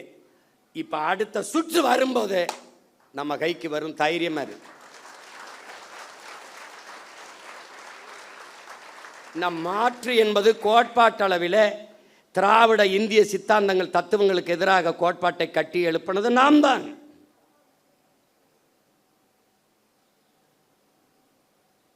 அது விளைந்து அறுவடைக்கு வருகிற போது வேற ஒரு கையில் பலன் போயிடுச்சு. அதை வாக்கு செலுத்திய மக்கள் நெருப்பு சுடும் என்று ஓராண்டு பாடம் நடத்தினாலும் புரியாது. தொட அனுமதிக்கணும். தொட்டால் அதிலிருந்து என்ன நடக்கும்? அவர்கள் சொல்வார்கள் நெருப்பு சுடும் என்று. 60 நாளே ஐயோ அப்பா அதுக்குள்ளே கண்ணை கட்டுதேங்கிறான். என் பங்காளி வடிவேல் சொன்னான், ஐயோ அதுக்குள்ளே கண்ணை கட்டுதேன்னு. இன்னும் 4.5 ஆண்டுகள் இருக்கு. இதுக்கு ஒரே மருந்து தான் என் உடன் பிறந்தவனே, பொறுமை. பொறுமை என்பதும் ஒரு வித போர்தான் என்கிறான் மாசேத்து. பொறுமை என்கிற மரத்தின் வேர் எப்போதும் கசப்பாக இருக்கும், அதன் கனி தித்திப்பாக இருக்கும் என்கிறார் நம் உயிர் தலைவன் மேதகுவே பிரபாகரன் அவர்கள். நீங்கள் சத்தியத்தின் பக்கம் நில்லுங்கள். எனக்கு என் தலைவன் சொன்னதை நான் உங்களுக்கு சொல்கிறேன். நாம் தோற்கலாம், நாம் சாகலாம், சாதாரணமானவர்கள். ஆனால் சத்தியம் தோற்று போனதாக சரித்திரத்தில் செய்தி இல்லை. நாம் சத்தியத்தின் பக்கம் நிற்கிற சத்தியத்தின் மக்கள் உறுதியாக ஒரு நாள் வெல்லுவோம். அப்படிதான் நடக்கும். இது ஒரு விபத்து நடந்திருக்கு. விபத்தே விதியாகிறது. அதனால் இதுக்கு கொடுக்க வேண்டியது கொஞ்சம் காலத்தை நம்ம விலையாக கொடுக்கணும், கொஞ்சம் பொறுமையாக இருக்கணும். ஆனால் மக்களோடு மக்களுக்காக நிற்கணும். மக்கள் மீது நமக்கு வருத்தம் இருக்குது அப்படிங்கிறதுக்காக அவங்க பிரச்சனைக்கெல்லாம் போகாமல் இருக்கக்கூடாது. ரத்தமாக கொடு, பிரச்சனையாக போய் நில்லு, போராட்டமாக போய் பக்கத்தில் நில்லு, கவலையாக தோல் கொடு, கண்ணீராய் துடைத்து விடு, அவன் கூட நில்லு. ஏன் நீ அவன்கிட்ட இருந்தால் அவனுக்காக வந்திருக்க. உன்னை கேவலப்படுத்துறானா, இகழ்கிறானா, நீ புகழ் ஒன்ன, நான் யார் தெரியுமாடா அப்படின்னு. பிரபாகரன் ஒழிக என்று ஒருவன் ஒருமுறை சொன்னால், பிரபாகரன் வாழ்க என்று நீ 1000 முறை சொல்லு.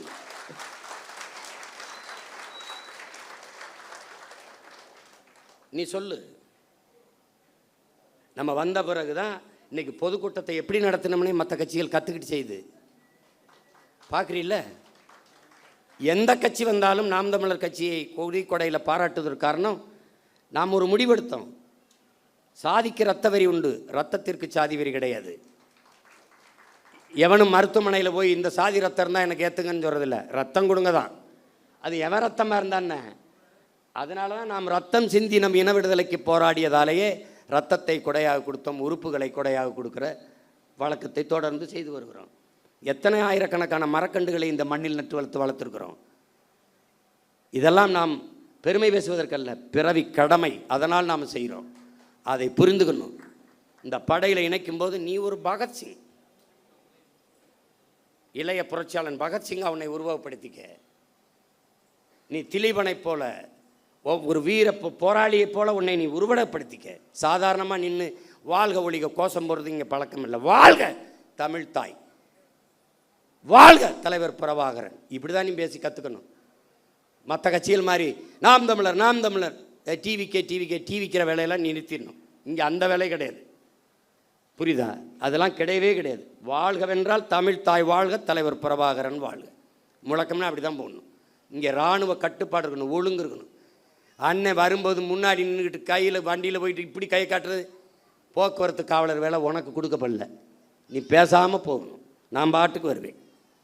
நீ எழுதி வை, அண்ணன் முதலமைச்சர் ஆகிட்டா ஒரு வண்டி ஓடாது, என் வண்டியில் தான் வருவேன். நான் பாட்டுக்கு வருவேன், நிறுத்தத்தில் நிற்பேன், போவேன். இந்த மாதிரி கான்வாய் வருது, புரோட்டோக்கால், ஆட்டுக்கால், பாயாலாம் கிடையாது. நீ போய நான் வருவேன். போய எனக்கே பாதுகாப்பு இல்லை, நாட்டுக்கு என்ன பாதுகாப்பு? நான் தான் என் நாட்டுக்கே பாதுகாப்பு. போய அவர் அங்கேருந்து கிளம்புறதுக்கு ஒரு 2-3 மணி நேரத்துக்கு முன்னாடி சாலையில் எங்களை நிறுத்திடுறாங்க, குறுக்க கயிறை கட்டி. அண்ணன் வந்தோடனே இந்த போலீஸ்லாம் பாவம் பார்த்து திரும்பிக்கிறது, ஏதாவது கேட்பாரோன்ட்டு. என்ன பண்ண பூரா தங்கச்சி தம்பி என்னன்னு நான் நின்றுக்கிட்டே இருக்க வேண்டியது இருக்குது. போகிறவரெல்லாம் பாவமாக இருக்குது. பள்ளிக்கூடத்து பிள்ளை இங்கிட்டு கடக்கிறதுக்கு ஒரு கயிறை குறுக்க கட்டிப்புறாங்க. இதை இவங்களை ஒழிக்கணும்டா, இவங்களை தொலைக்கணும். கொடுமையாக இருக்கு. இந்த 3ஆம் தேதி ஒரு ரீல் போடலாம்னு இருந்தாப்புல, அதுக்குள்ளே அவன் சிவகுமார் வந்தால் கலவரம் வந்தால் நான் பொறுப்பு இல்லைன்ட்டாப்புல. அதை மழை பெஞ்சிருச்சே, திறந்து விட்டாப்புல, பொறுக்கலை. இவங்க நாடகம் ஜெயிக்க முடியலன்னு பெஞ்சு விட்டாப்புல. அதனால் இது முதல் சந்திப்பு தான். நம்ம இன்னும் நிறைய சந்திச்சு பேசுவோம். பல ஊர்களிலிருந்து உணர்வு எழுச்சியோடு வந்திருக்கிறீங்க. நம்ம தேர்தலில் தான் தோற்றுக்கிறோம். அவர்கள் சொல்கிறபடி வெற்றி தோல்வி அதில் அவர் அதிகப்படியாக வாக்கு வாங்கியிருக்கிறார்கள். அதை மக்களின் நம்பிக்கைன்னு கூட வச்சுக்கலாம். நமக்கு நம்பிக்கை நம்ம மீது குறைவாக இருக்குது, அது அவ்வளோதான். இந்த தடவை நம்பிக்கை இல்லாத அடுத்த தடவை இந்த பிள்ளைகளுக்கு வாய்ப்பு கொடுக்கலாமுங்கிற எண்ணம் வர நம்மளால் வைக்க முடியும். நம்பிக்கையோடு களத்தில் நில்லுங்கள். ஒன்று தான் உங்கள் அண்ணன் உங்களுக்கு சொல்லுவேன், நீங்கள் இந்த மண்ணுக்கும் மக்களுக்கும் இந்த மொழிக்கும் இனத்திற்கும் உண்மையாக இருங்கள். நான் உங்களுக்கு உயிராக இருப்பேன் என்கிற உறுதியை உங்கள் அண்ணன் தருகிறேன். நாம் தமிழர் பிள்ளை என்பவன் தனியாக இருக்கணும், அவனுக்கு தனியாக தெரியணும், தனித்துவம் இருக்கணும். அவன் ஏற்றுக்கொண்டிருக்க தலைவன் பிரபாகரன் பெயரை உச்சரிக்க தகுதி வச்சிருக்கணும், ஒழுக்கமாக இருக்கணும், அதை கடைப்பிடிக்கணும். அதுதான் இந்த கட்சிக்கு போக போக உங்களுக்கு எல்லாமே உங்களுக்கு தெரிய வந்துடும். பிள்ளைகள் எல்லாம், இளம் பிள்ளைகள் எல்லாம் ரொம்ப நேரம் கால் கெடுக்க தங்கச்சிகளாக நிற்கிறாங்க. நம்ம நிறைய பேசலாம், நிறைய இன்னும் காலங்கள் இருக்கிறது. நீங்கள் பெருமைக்குரியவர்கள், பெருமை மிக்கவர்கள், பெருமை மிக்க ஒரு பேரினத்தின் பிள்ளைகள். நாம் இன்று வீழ்த்தப்பட்டிருக்கிறோம். நாம் வென்றே தீர வேண்டும். இது வரலாற்றின் காலத்தின் தேவை, வரலாற்றின் பெருங்கடமை என்பதை உணர்ந்து இந்த அரசியல் புரட்சி படையில் உங்களை நீங்கள் இணைத்து கொண்டிருப்பதில் நான் பெரிதும் மகிழ்கிறேன். நீங்கள் என் முன்னாடி இவ்வளவு எழுச்சியோடு அமர்ந்திருப்பது எனக்கு பெரும் நம்பிக்கையும் உற்சாகத்தையும் தருகிறது. உங்கள் அனைவருக்கும் புரட்சிகரமான வாழ்த்துக்களும் வணக்கமும். புரட்சி எப்போதும் வெல்லும், நம் வெற்றி அதை சொல்லும். நம் இலக்கு ஒன்றுதான், இனத்தின் விடுதலை. இனம் ஒன்றாவோம், இலக்கை வென்றாவோம். தமிழ்தாய் வாழ்க, தலைவர் பிரபாகரன் வாழ்க, நாம் தமிழர். உறவுகளே, இணையும் உறவுகள் அண்ணனோடு இணையும் நேரம் இது.